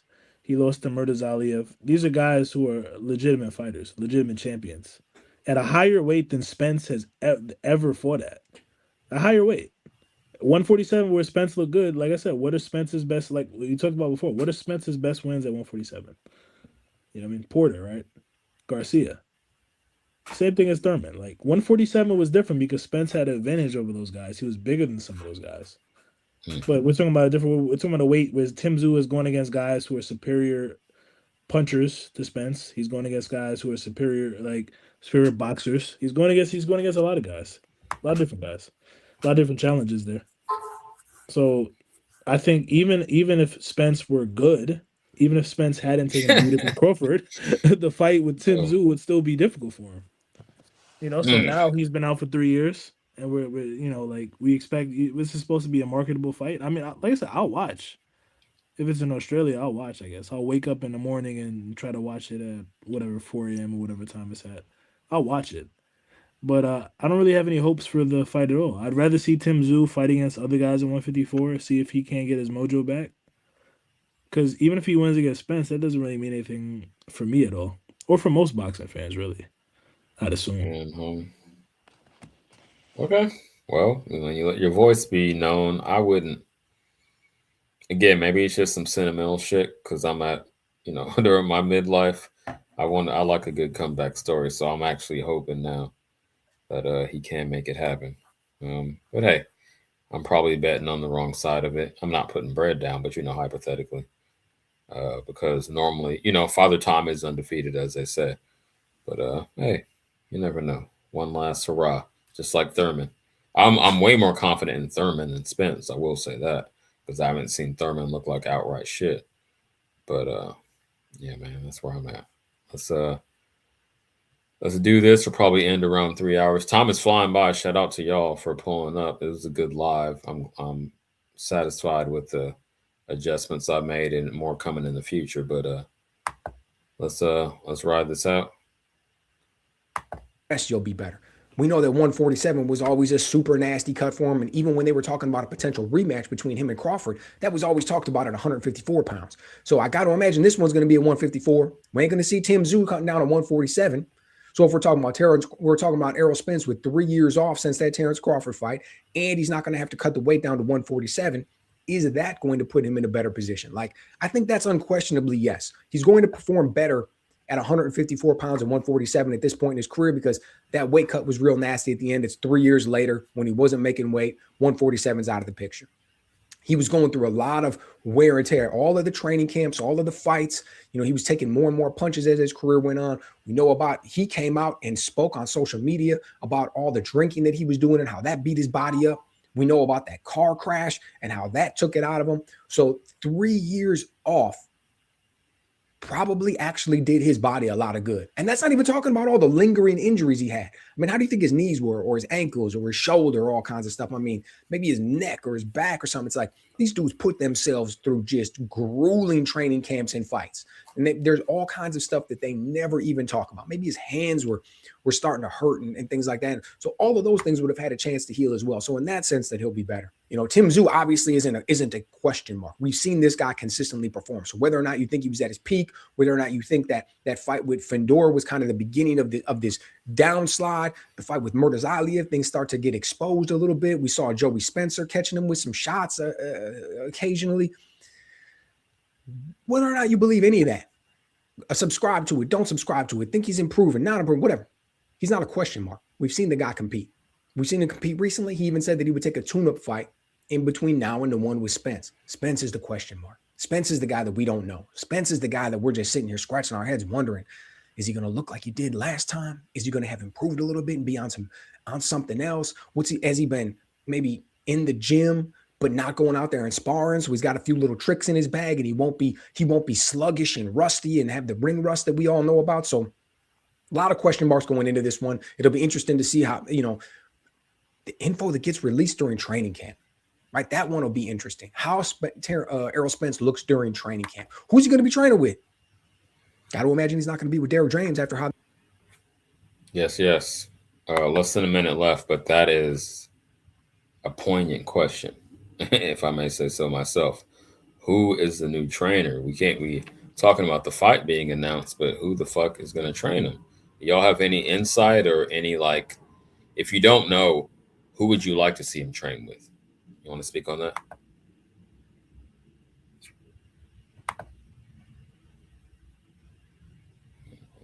We know it sure as shit ain't gonna be fucking Derrick James, bro. He still owes that dude money. As far as I know, they're still like in court over that. Oh, okay. I wasn't aware that it went to a lawsuit. I know they had some kind of dispute, but I didn't know it went that far. Who is this? Just dropped the okay, this is Mo.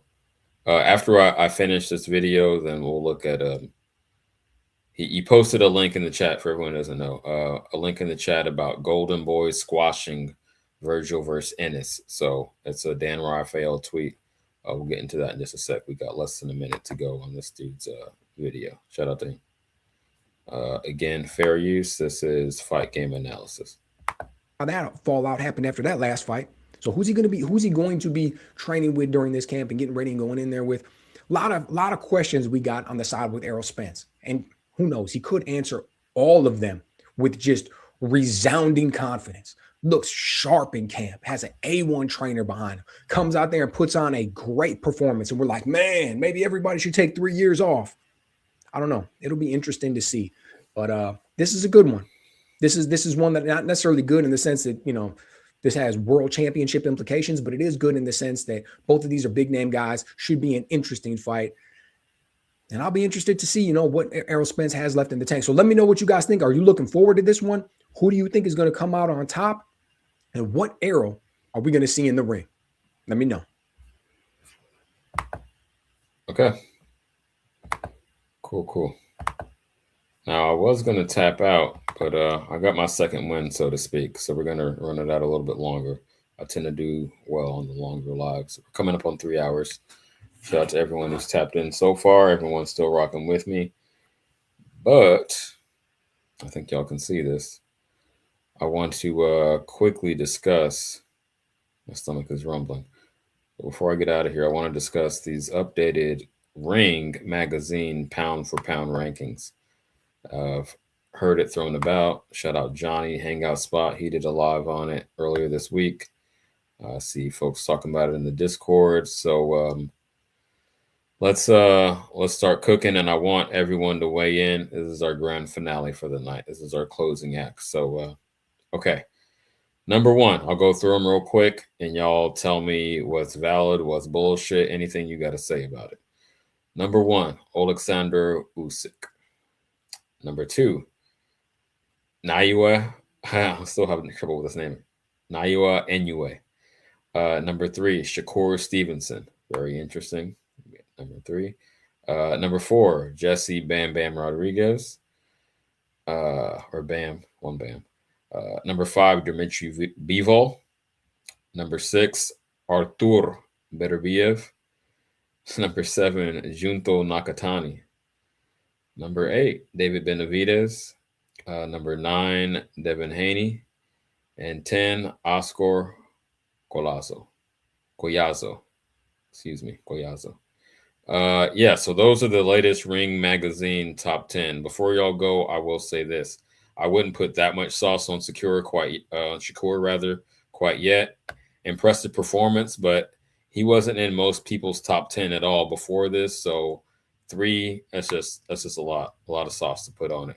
I could see 5 or 6 arguably, but 3, he just shot up the charts. So I might still have Bam Rodriguez because eye test and more consistency as far as he's just been more impressive to me and a deeper, like, again, I spoke earlier, I forget the fighter I was talking about, but to having a diverse array of skills, like you can approach a fight in a different way, you can adjust if you have to. Not that he's had to yet, but I haven't seen Shakur show that dimension. So I'll say dimensions. That's why I have Bam slightly over Shakur. Bivol, Beterbiev, yeah, they're both great fighters, even though they're getting up there. I mean, they went back and forth, thugged it out, so I can't really argue too much with that. I need to see a little more from Junto, eye test guy, but the competition hasn't really been there for him. But we're going to see, right? We're going to see when he gets that run-in with Inoue. Benavidez, that's cool. I'm not too mad at it. I know people, especially Mo, I want to hear you speak on that. I know you're totally against him being on pound for pound because he won't fight Opataya. He won't move up another weight and fight the man at that weight, so he ain't shit. But okay, then we got Haney. I would put him at 10, but then I couldn't tell you who I would have at 9, but not Collazo. I haven't seen enough yet. 13 and 10 KOs. That's cool. That's cute, but not enough body of evidence yet. So anyone who wants to step up, take it away. I feel like that's a great pound for pound list. I would the top 5, yeah, I'm in agreement with that. I don't see nothing wrong with that. The rest of the list, I would swap. Collazo was good, so this ain't an indictment against him, but I would swap him with Xander. I feel like Xander should be on there. I will put him 10. And honestly, CJ, I'm gonna be honest with you, that sounds about right. All those fighters that got up there, pound for pound, that sounds about right. I would just swap Collazo with Xander. Everybody else deserves to be on there. My opinion. Okay, a Xander. Okay, that's another name you could have in there. I'm glad. I said I couldn't think of one, but okay, I'm with that. I'm not opposed to that. Yeah, I think Usyk definitely, in a way, Shakur, Bam, Bivol.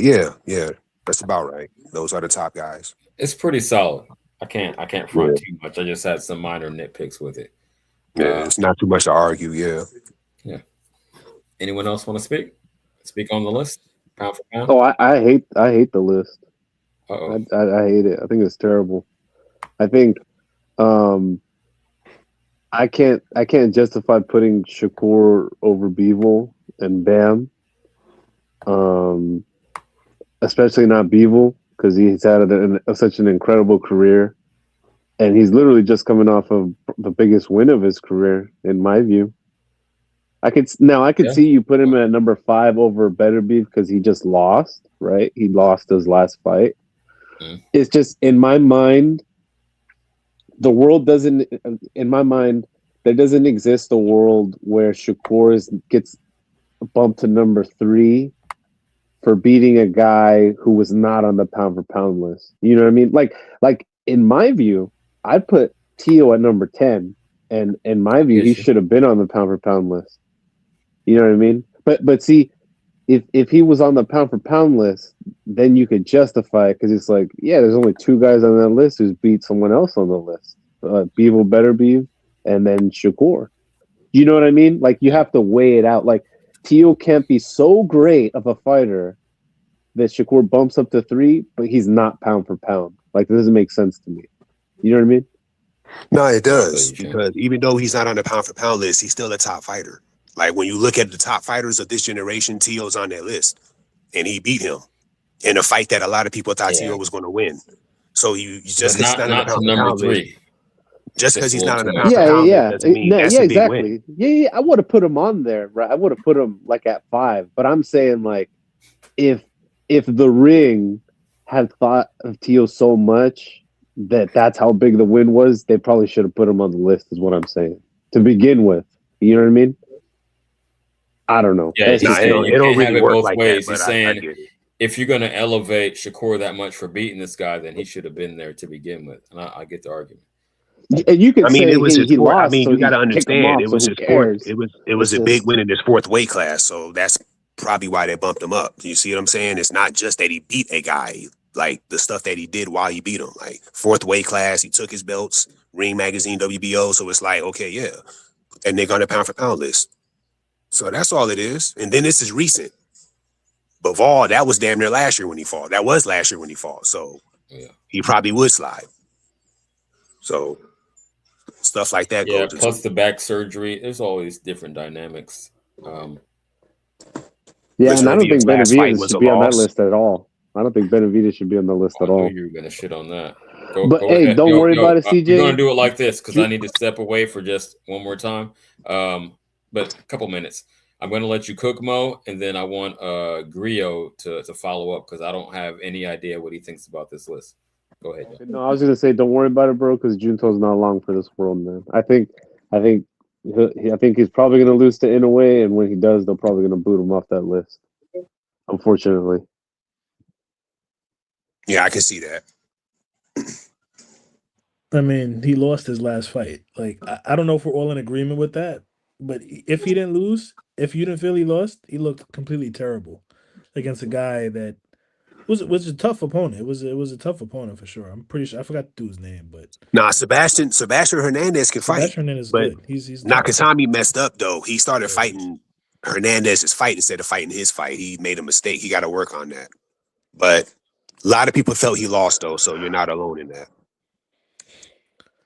Yeah, I had him winning by a round, by the 12th round to be exact. So that was definitely a very, very close fight.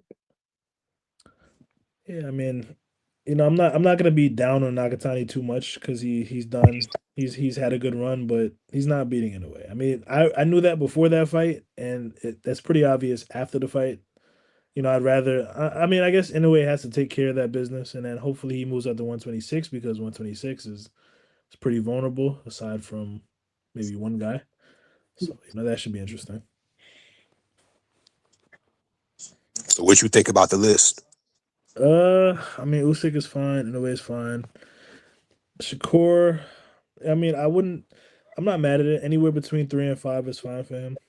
The rest of that, I mean, look, I'm a big Benavidez fan. I really rock with what Benavidez does.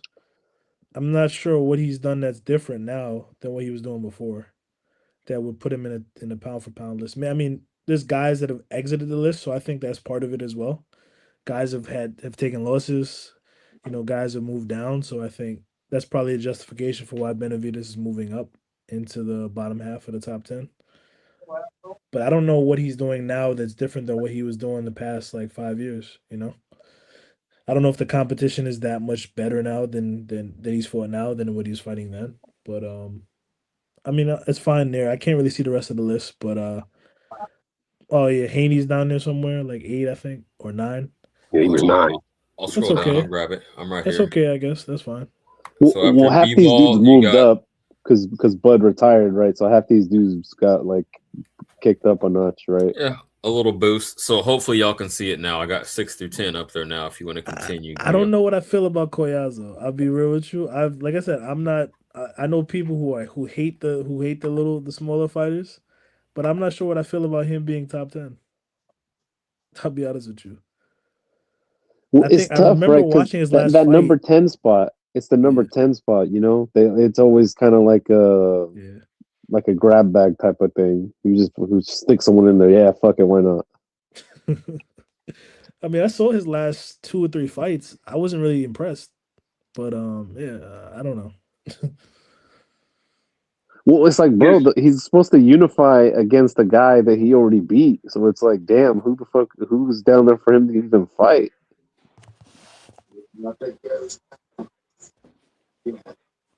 My question is: are there 10 great fighters? Are there 10 people that deserve to be on the pound for That's pound true. list? He said just cut it short. No, I was thinking about that as y'all were saying. I'm like, yeah, 10 is pretty contentious, especially in this climate. It's like probably 5 guys you can make an argument for. Yeah, man, I don't know. Well, that's what I'm saying. It's that number 10 spot. It's always just like, okay, fuck it, why not? Put Taraji in there. Okay, and then he loses, and then they kick him off a month later. Like, okay, well, what the fuck was that? What was the point of that?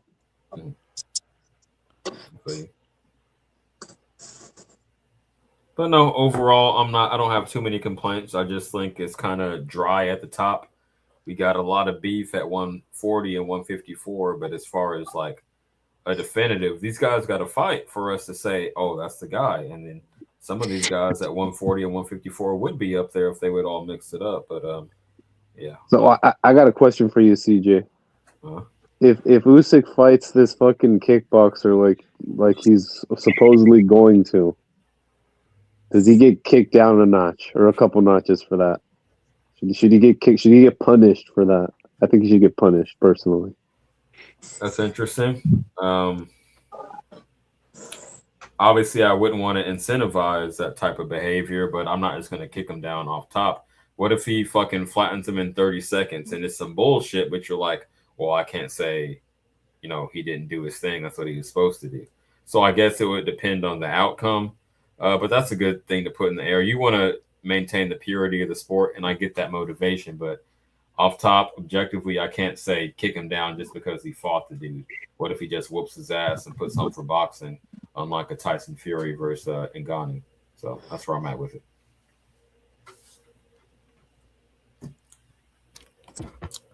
But y'all got it. I'm getting ready to smoke. I think 168 is underrated.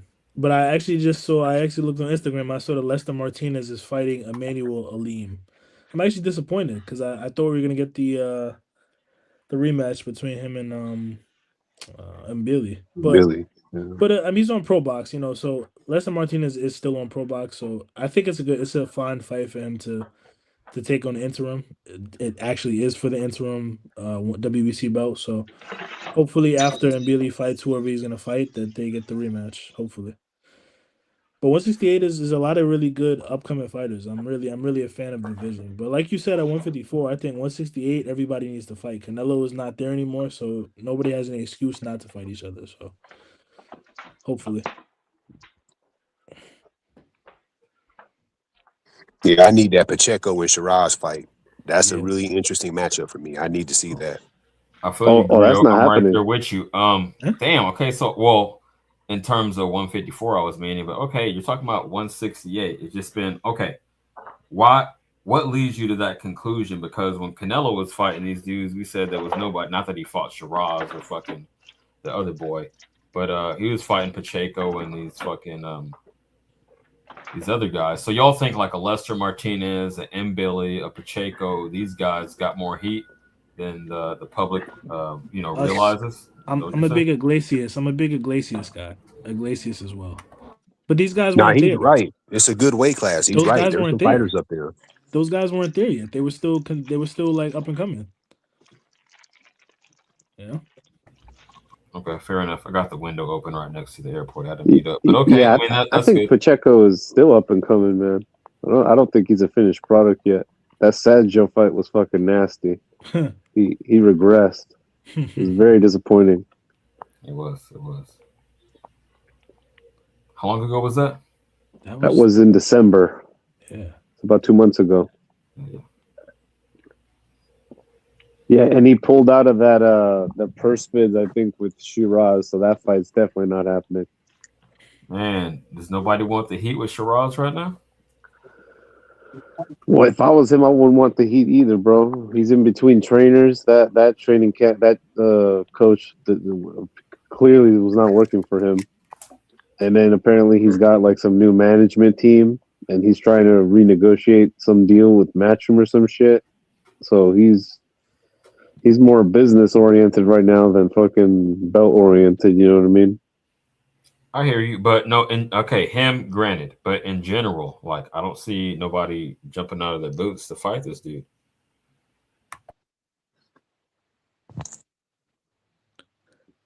I don't think anybody's scared of Shiraz or anybody's hesitant to fight Shiraz. Honestly, I think Shiraz is looking for the right matchup. I think his management is looking for the right matchup. You know, like Iglesias is the I forget it, IBF champion or whatever, and 10 guys passed on fighting him, including Munguia and others. So I think Morgat. I mean, he doesn't have a name. He doesn't really make any money. He's Cuban, so where is he gonna fight? Miami, I guess. Even in Miami, Cubans don't really sell that much. So Well, I if get the I reasoning. understand correctly, I think it was what is it? Eye of the Tiger Boxing won the purse bid for him and that Pavel Singh guy, or yeah. so they're fighting. They're gonna fight in fucking Montreal. So forget Miami. Forget that. They're gonna be fucking freezing their tits off.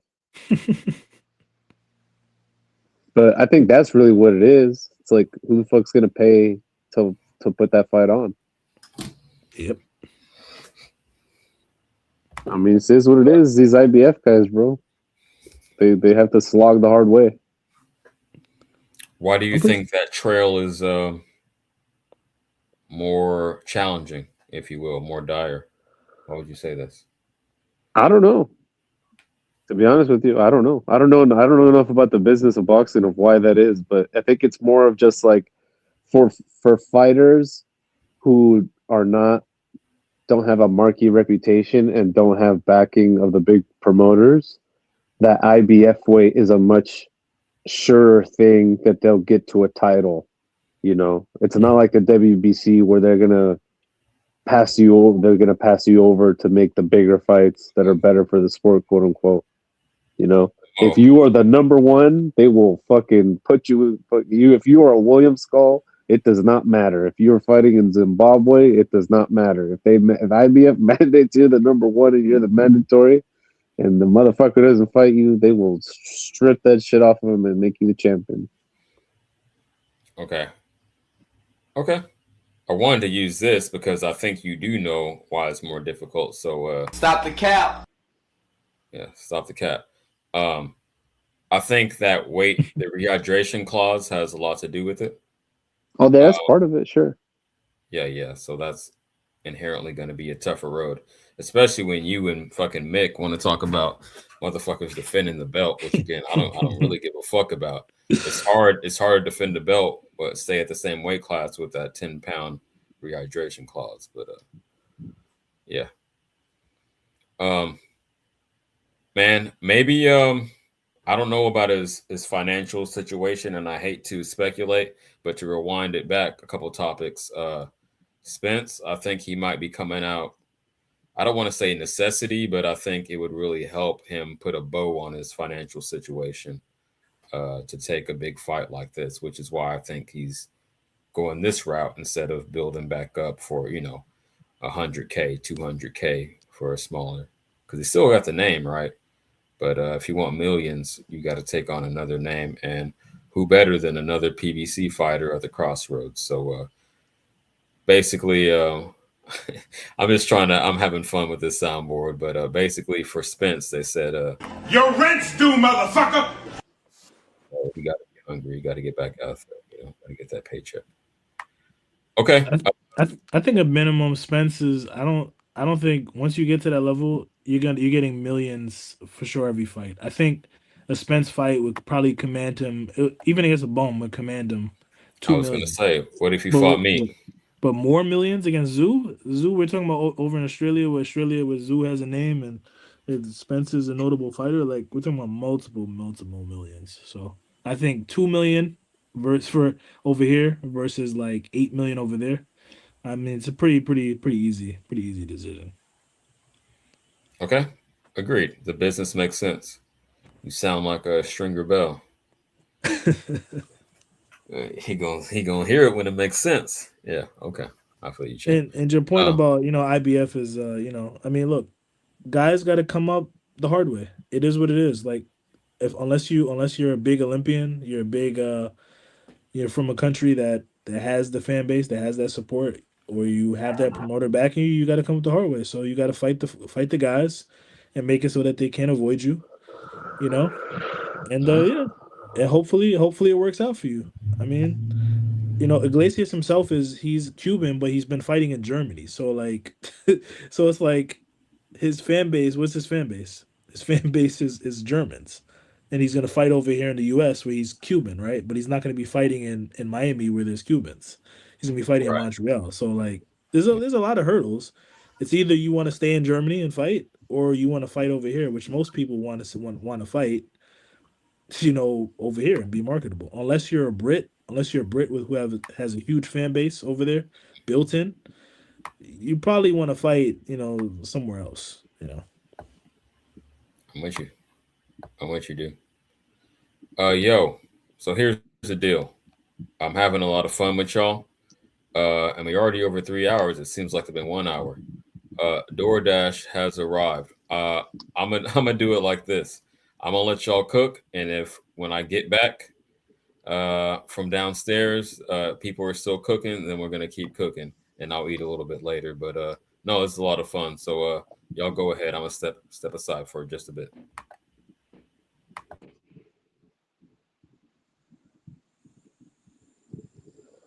Damn, did you guys talk about this? Apparently, they put a fucking temporary restraining order on Virgil Ortiz for this Boots fight. Is that the? I think somebody sent that in the chat room. That was you, the Raphael. Yes. I don't. What is this? I don't get. What's this? Oh Restraining my So bad, I haven't stepped aside yet. So okay, yeah, perfect. Let me transfer this over. Let me share this tab, and that'll be oh while I'm going. yeah. So if I'm understanding this correctly, apparently the Virgil Ortiz's manager had worked out a deal to announce that that they had penned a deal to fight for Virgil and Boots, and then it looks like in a fast action, Golden Boys managed to get a judge to put some sort of restraining order on Virgil Ortiz, so he can't make that fight. Now they have some sort of hearing on the 20th to figure this out. All this shit is so annoying because it's honestly hard to tell how much of this is real and how much of it is just Golden Boy kabuki theater, where it almost feels like Oscar and Rick Merigian were like, okay, they hatched a little plan. All right, obviously we don't want to look like we're fucking, like we're ducking, but we're gonna go through this whole stupid fucking fake ass lawsuit bullshit, and then it's gonna gain all the attention, and everybody's gonna be paying attention to these two guys, and we're just gonna be marinating it more, and they have no intention of actually making the fight, and it's working. You know what's funny about that is that the whole time where Oscar he was always going at Canelo. He's always shitting on Canelo. Oh, Canelo doesn't want to. I just want him to fight Golovkin. I want him to fight the top guys. That was his main gripe the whole time. He was always talking about how Canelo didn't want to fight this guy, and I did this for Canelo. I did that, and here we are with Virgil Ortiz with a fight that, if he wins, has a chance to propel him into superstardom. Even if he loses, I know that Ortiz is going to put up a great fight, and his fan base is not going to be affected unless he loses every round, which is highly unlikely. Highly unlikely. Like this is a fight that needs to happen. Just make it happen. Like this is the chance to really put him in the real driver's side. Because he's not a huge star. He's not a huge star right now. He isn't. But he can be. And so I don't really understand Oscar in this situation. I think there's got to be more. There's probably some more stuff going on between him and the manager. I think the manager is always has for a little bit of time. I've seen the articles. He's not been on the same page with Oscar. So I feel like this is really like him getting at the manager. But I could be off.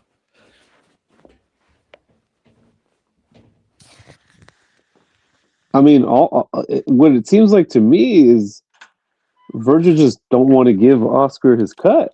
It's like, what are you supposed to do, bro? I mean, you're in the contract. Like, what do you want? Like, they can make the fight.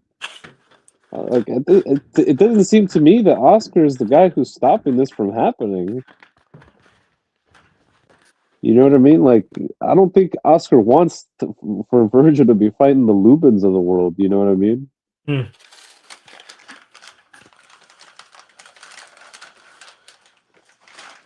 I mean, and that was a good showcase fight, but we didn't learn anything new about Virgil. He didn't fucking sell out the arena. I mean, You know, Lubin was the same guy who was like laying in somebody's apartment, who was like drunken off his ass, laying in somebody's apartment. So so nothing was ever going to be learned about that fight. Yeah. Yeah, I'm not. I don't know. I thought this was all about the manager, but I guess now that you're saying that it's more about Ortiz wanting to get away from Oscar, I guess I'm not sure when Yeah. their relationship soured. I mean, I think really what it is once Turkey started handing out all these paydays, everyone, the move was, okay, I'm going to be a free agent, and then I can just deal with Turkey, and then I don't have to deal with the promoter, right? So like Berlanga did it, and he left Matchroom, told them to go fuck themselves after they got him the Canelo payday, and then he went and he cashed out with Turkey, right? Hitchens did the same thing with Matchroom, did the exact same thing, and then he left Matchroom, and now he's cashing out with Turkey, like as a free agent. I mean, fucking Devin Haney did it. Told Matchroom to go fuck themselves, and now he's dealing solely as a free agent with Turkey. So it seems like that's exactly what Virgil Ortiz has in mind. All right, we're back. That makes sense now that you said it. It makes a lot of sense. So, do we think that Turkey? I mean, I have my opinion on Turkey. Do we feel like Turkey is? I mean, some people say is a real huge positive. I don't know if I agree fully. I'm more 50-50 about Turkey. But you want to? Okay, I'm gonna give my opinion, then I want you to unpack yours. Okay. Sure. I'm gonna say overall, I would say more net positive than negative. A lot of these fights we wouldn't have gotten, and I think we're getting so lost in the sauce, for lack of a better term, that people are starting to take it for granted. Like it was 25 years since we had our last undisputed heavyweight champion, and motherfucker just sweep that under the rug like it ain't shit. That was a big deal to me, man. Being like a historian to the degree that I am, tracing the shit back since Tyson, right? That's when I hopped on board. Y'all see the cap, yada. And my logo is inspired by it. But yeah, since the 80s, I've been tracing it back, and of course I've done my history, but having an undisputed heavyweight champ, the quote unquote man, the baddest man on the planet, that's very significant to me. So, and a bunch of other fights. Bivol better be a big deal, right? All the heavyweight fights we got on that Knockout Chaos, all type of shit he's been doing, man. So I'm gonna say overall, you want to put a percentage on it, at least 70-30, and that's on the low end, but maybe like more in the aroma 80-20 if you want to say 50-50. But yeah, unpack why you think it's both positive and negative. I want to hear that. I feel like it's less about him, less about Turkey himself, and more about boxing, how boxing gravitates towards that one person who provides the money, who provides opportunity. When DAZN became a new player, I can't remember how long ago it was, 8 years ago, 10 years ago. When DAZN became a new player, everybody was like, all right, cool, I'm about to hop on DAZN because DAZN is offering this crazy money. And in the short term, it sounds good. But then after a while, when the money is like, all right, cool, we're overspending on these fighters who are not selling, who are not doing any numbers. We're not getting back any returns on these guys. and now we don't have any money left for these fights. And so now these fighters who have been getting paid crazy amounts of money are like, well, I'm not fighting unless I get this fight. Which is why we're getting all of the zone pay-per-views, which is why we have all the PBC pay-per-views, which is why we have all the other pay-per-views that are happening, because these fighters cannot be paid $3 million, $5 million, $10 million without pay-per-view. Because ordinarily, if it's just on regular TV, you're not selling out stadiums, you're not doing it. Like, what are you doing? You're not generating the revenue. So we have to have fights on pay-per-view, because if you want this amount of money, and the fighters are like, all right, cool. If I only have to fight one time a year, then that's cool. I'm fine with that. I'm not saying that happens with Turkey per se, because I know Turkey wants guys to, fight a little bit more consistently. He does. He does, but at the same time, these guys are like, yo, I need that guaranteed money. I want that. I need that. And so it's like only the very best offer can get them in the ring with these other guys. And I know we get some fights, but then I'm also concerned about the Zuffa connection. They're trying to bring, put everything on Zuffa, which I don't know anything about yet. I know they had a really good card that just happened recently. I caught some fights off of it.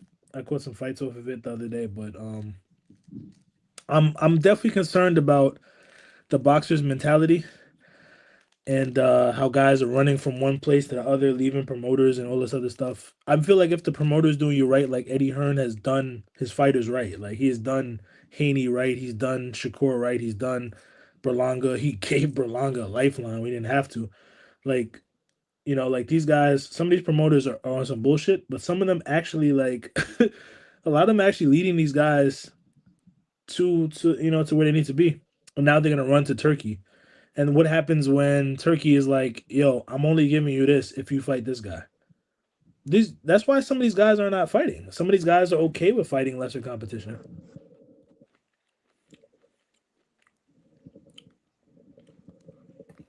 My fault. I was muted up. It's a rock and a hard place, right? You're stuck in between. I want the bag, but I don't want to damage my future potential earnings. So how do you negotiate that? And I think, yeah, some fighters and definitely promoters are stuck in that gray area right now. What direction do I want to take my career? Do I want to take that hardest challenge and get the for show payday right now with Turk if it's on the table? Or do I, do what dudes have been doing since Mayweather got out of here and take it slowly, take it nice and slow, like Usher said. Yeah, so I'm gonna say, Mo, What's up? call somebody a hoe. No, Hey. what do you? Oh, okay. I'm almost called somebody a hoe. What's free. up? What's up, bro? No, that's good. That's good.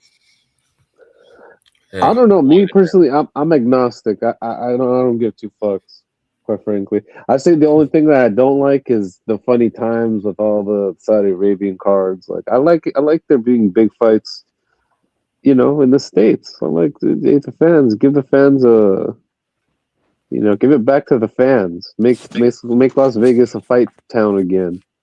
Yeah. I miss those days. Bring the fights to other places. Take them to Seattle. Put them in Chicago. Put them in fucking Atlanta. Riyadh don't have to just be in Saudi and fucking New York. But yeah, the main purpose is to drive the tourism. But yeah, they should spread the love a little bit, especially if they I don't know about their profitability situation. I'm not, again, like you, I'm not in the boardroom. But so I put a percentage on it. I said at least 70-30, Turkey being a more positive than negative. Griot said 50-50. He gave his reasons why. Although I think as I unpack it, it was more about the business of boxing, like the structure of it, more than Turkey himself. So I'll pass it to you with this. How much of a net positive versus negative do you think Turkey has been thus far, his presence in boxing? Well, I'll go 90-10. I think it has been a net positive. I mean, if it wasn't him, it would be Matchroom. If it wasn't Matchroom, it'd be PBC. If it wasn't PBC, it'd be fucking Top Rank. You know what I mean? The fighters, they go where the money is, and that's all. It just happens to be Turkey. It just so happens to be Saudi Arabia. You know, look at Spence. You think he wants to fight in fucking Australia, bro? You don't fucking know no Australians, but that's where the money is. So that's where he's got to fight him. Yeah, and I think he's to some degree betting on himself because he knows he's not going to be, like somebody said, I think it was Grio or it might have been Mo, people up at fucking 2 a.m., whatever the fuck it would translate to in Texas. I don't even know. But yeah, probably not as many eyeballs from his hometown. But maybe he thinks if I win this one, I'm back. I only shit the bed one time against an all-time great. So shit, I'm back in the mix at 154 if I can pull this off. So hey man, who knows?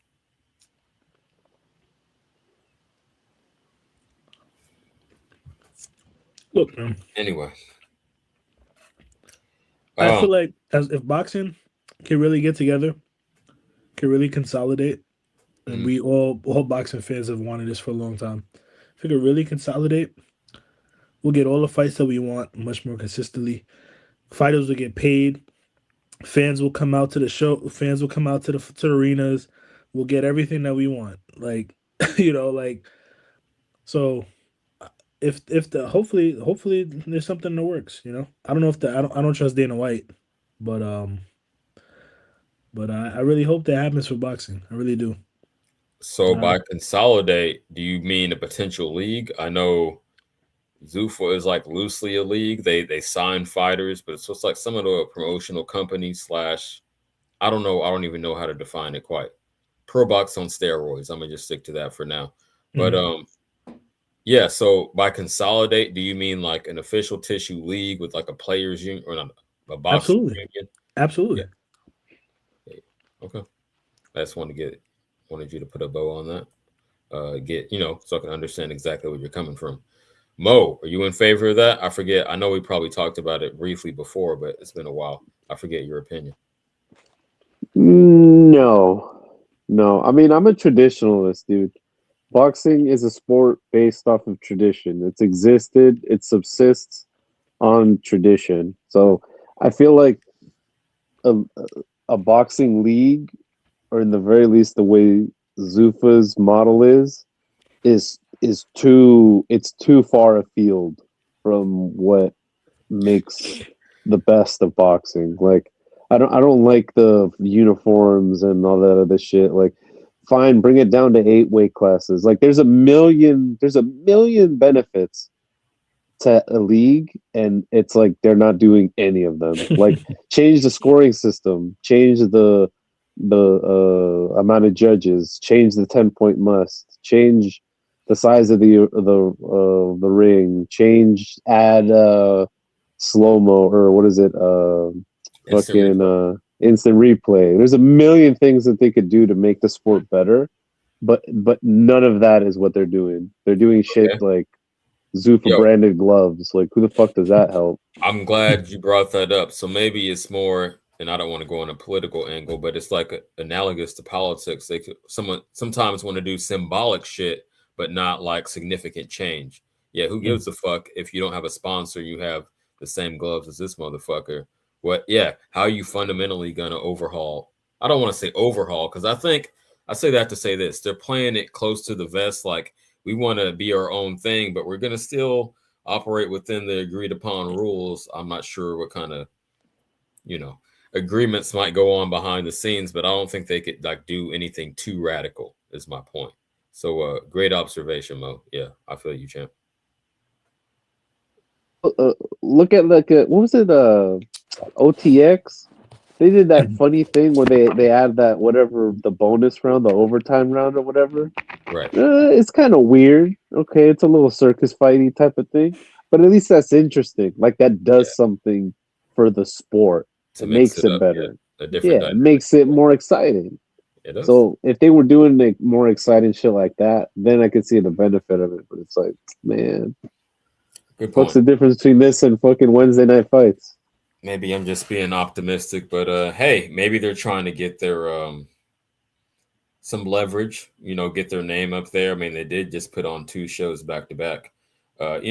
Get the following, and then they feel they have the leverage to really put themselves out there and break the rules. Again, maybe I'm just being optimistic, but we'll see.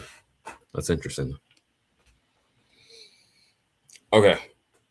I'm not bullshitting anymore. I'm starving. I'm glad I've been with y'all for 3.5 hours. But any closing statements based on anything we spoke on tonight? I didn't even get through half the shit. So anyway, go ahead. Anyone else? Say what they got to say. I think Opataya and Glanton is a good fight. It's an entertaining fight. So I'll watch. Opataya and who? I'm sorry.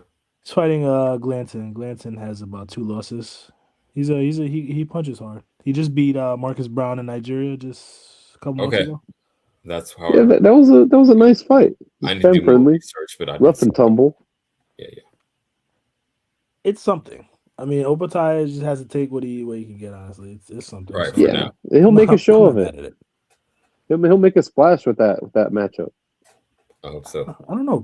I feel like people got really weird about Opataya. It's like people have gotten really weird. It's like they have this backlash against him when he's not doing anything. It's not his fault. No, not at Like all. Chris Yeah. Billum Smith chose not to fight him. He chose to fight somebody else.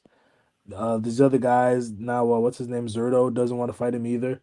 Right. And these other guys are choosing not to fight him. You know, like why I don't get why people have this backlash against Opataya for knocking all the contenders out and beating the guys like viciously knocking people out. Like Good point. Maybe they just think Cruiser is dry, and Yeah. he's just the fall guy.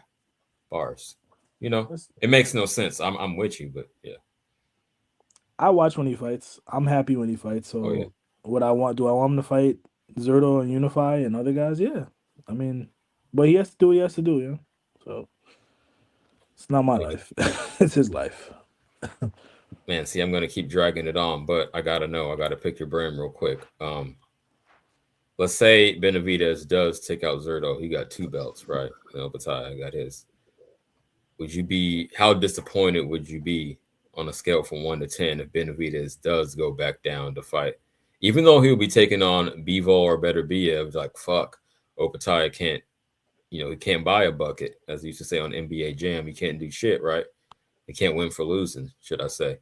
Would you be frustrated? And again, how much on a scale from 1 to 10 if Benavidez gets those 2 belts and then drops down?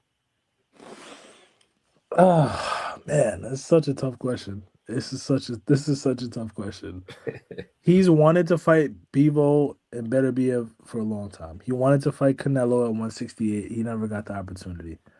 Like now he comes up to 200 cruiserweight, and he beats Zerto, so that would make him the man, right? I personally think that as just like a boxing fan, why not fight Opataya? But obviously these guys are thinking money as well. It's like, if I go back down to 175, what makes me more money? Fighting Bivol Beterbiev or fighting Opataya? And those guys is an have been easy fucking answer. turkey, right? Yeah, there's an easy answer. Who makes more money? But just purely as a boxing fan, as Benavidez, who like says his intentions, I'd be a little bit disappointed. I'm like, you just beat Zerto. Like Opataya is there. You could have 3 belts. You could have 3 belts there. You could still go back down to 175, right? So like, yeah, I would say like fight Opataya, man. Like I want Opataya to get a shot, man. Yeah. And I couldn't have Benavidez as a favorite, but Opataya would still be a bit of a favorite over Benavidez. So yeah, I tend to agree because he's just more sturdy, more proven at the weight class, more lethal in terms of like suddenness, explosiveness. I guess that's what I'm trying to say. Although they can both get you out of there, but Benavidez definitely is more volume. Yeah, man. Yeah. So if I put a number on it, I would say a 7 out of 10. I'd be disappointed. But then again, I don't expect it. And if he fights one of those all-time great dudes, one of the Bs down there at 175, what the fuck could I say if that's the next fight? So we'll see. All right. Anyone else before I close up shop? In conclusion, fuck Dana White. Facts. Well, facts. Agreed. That's one take.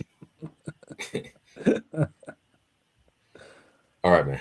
On that note, starving like Marvin. Hey, thanks y'all for pulling up. This is one of my longest lives. Doing well, man. I'm glad I remixed it. More to come. Like I said, more consistency. and a variety of different types of content. I got a lot of stoves. I got a lot of pots on the stove. Whatever. A lot of fires. Yeah, got a lot of ideas coming up. I'm getting tired if y'all can't tell. All right, man. Salute to y'all. Peace out. Until next time. All right, man.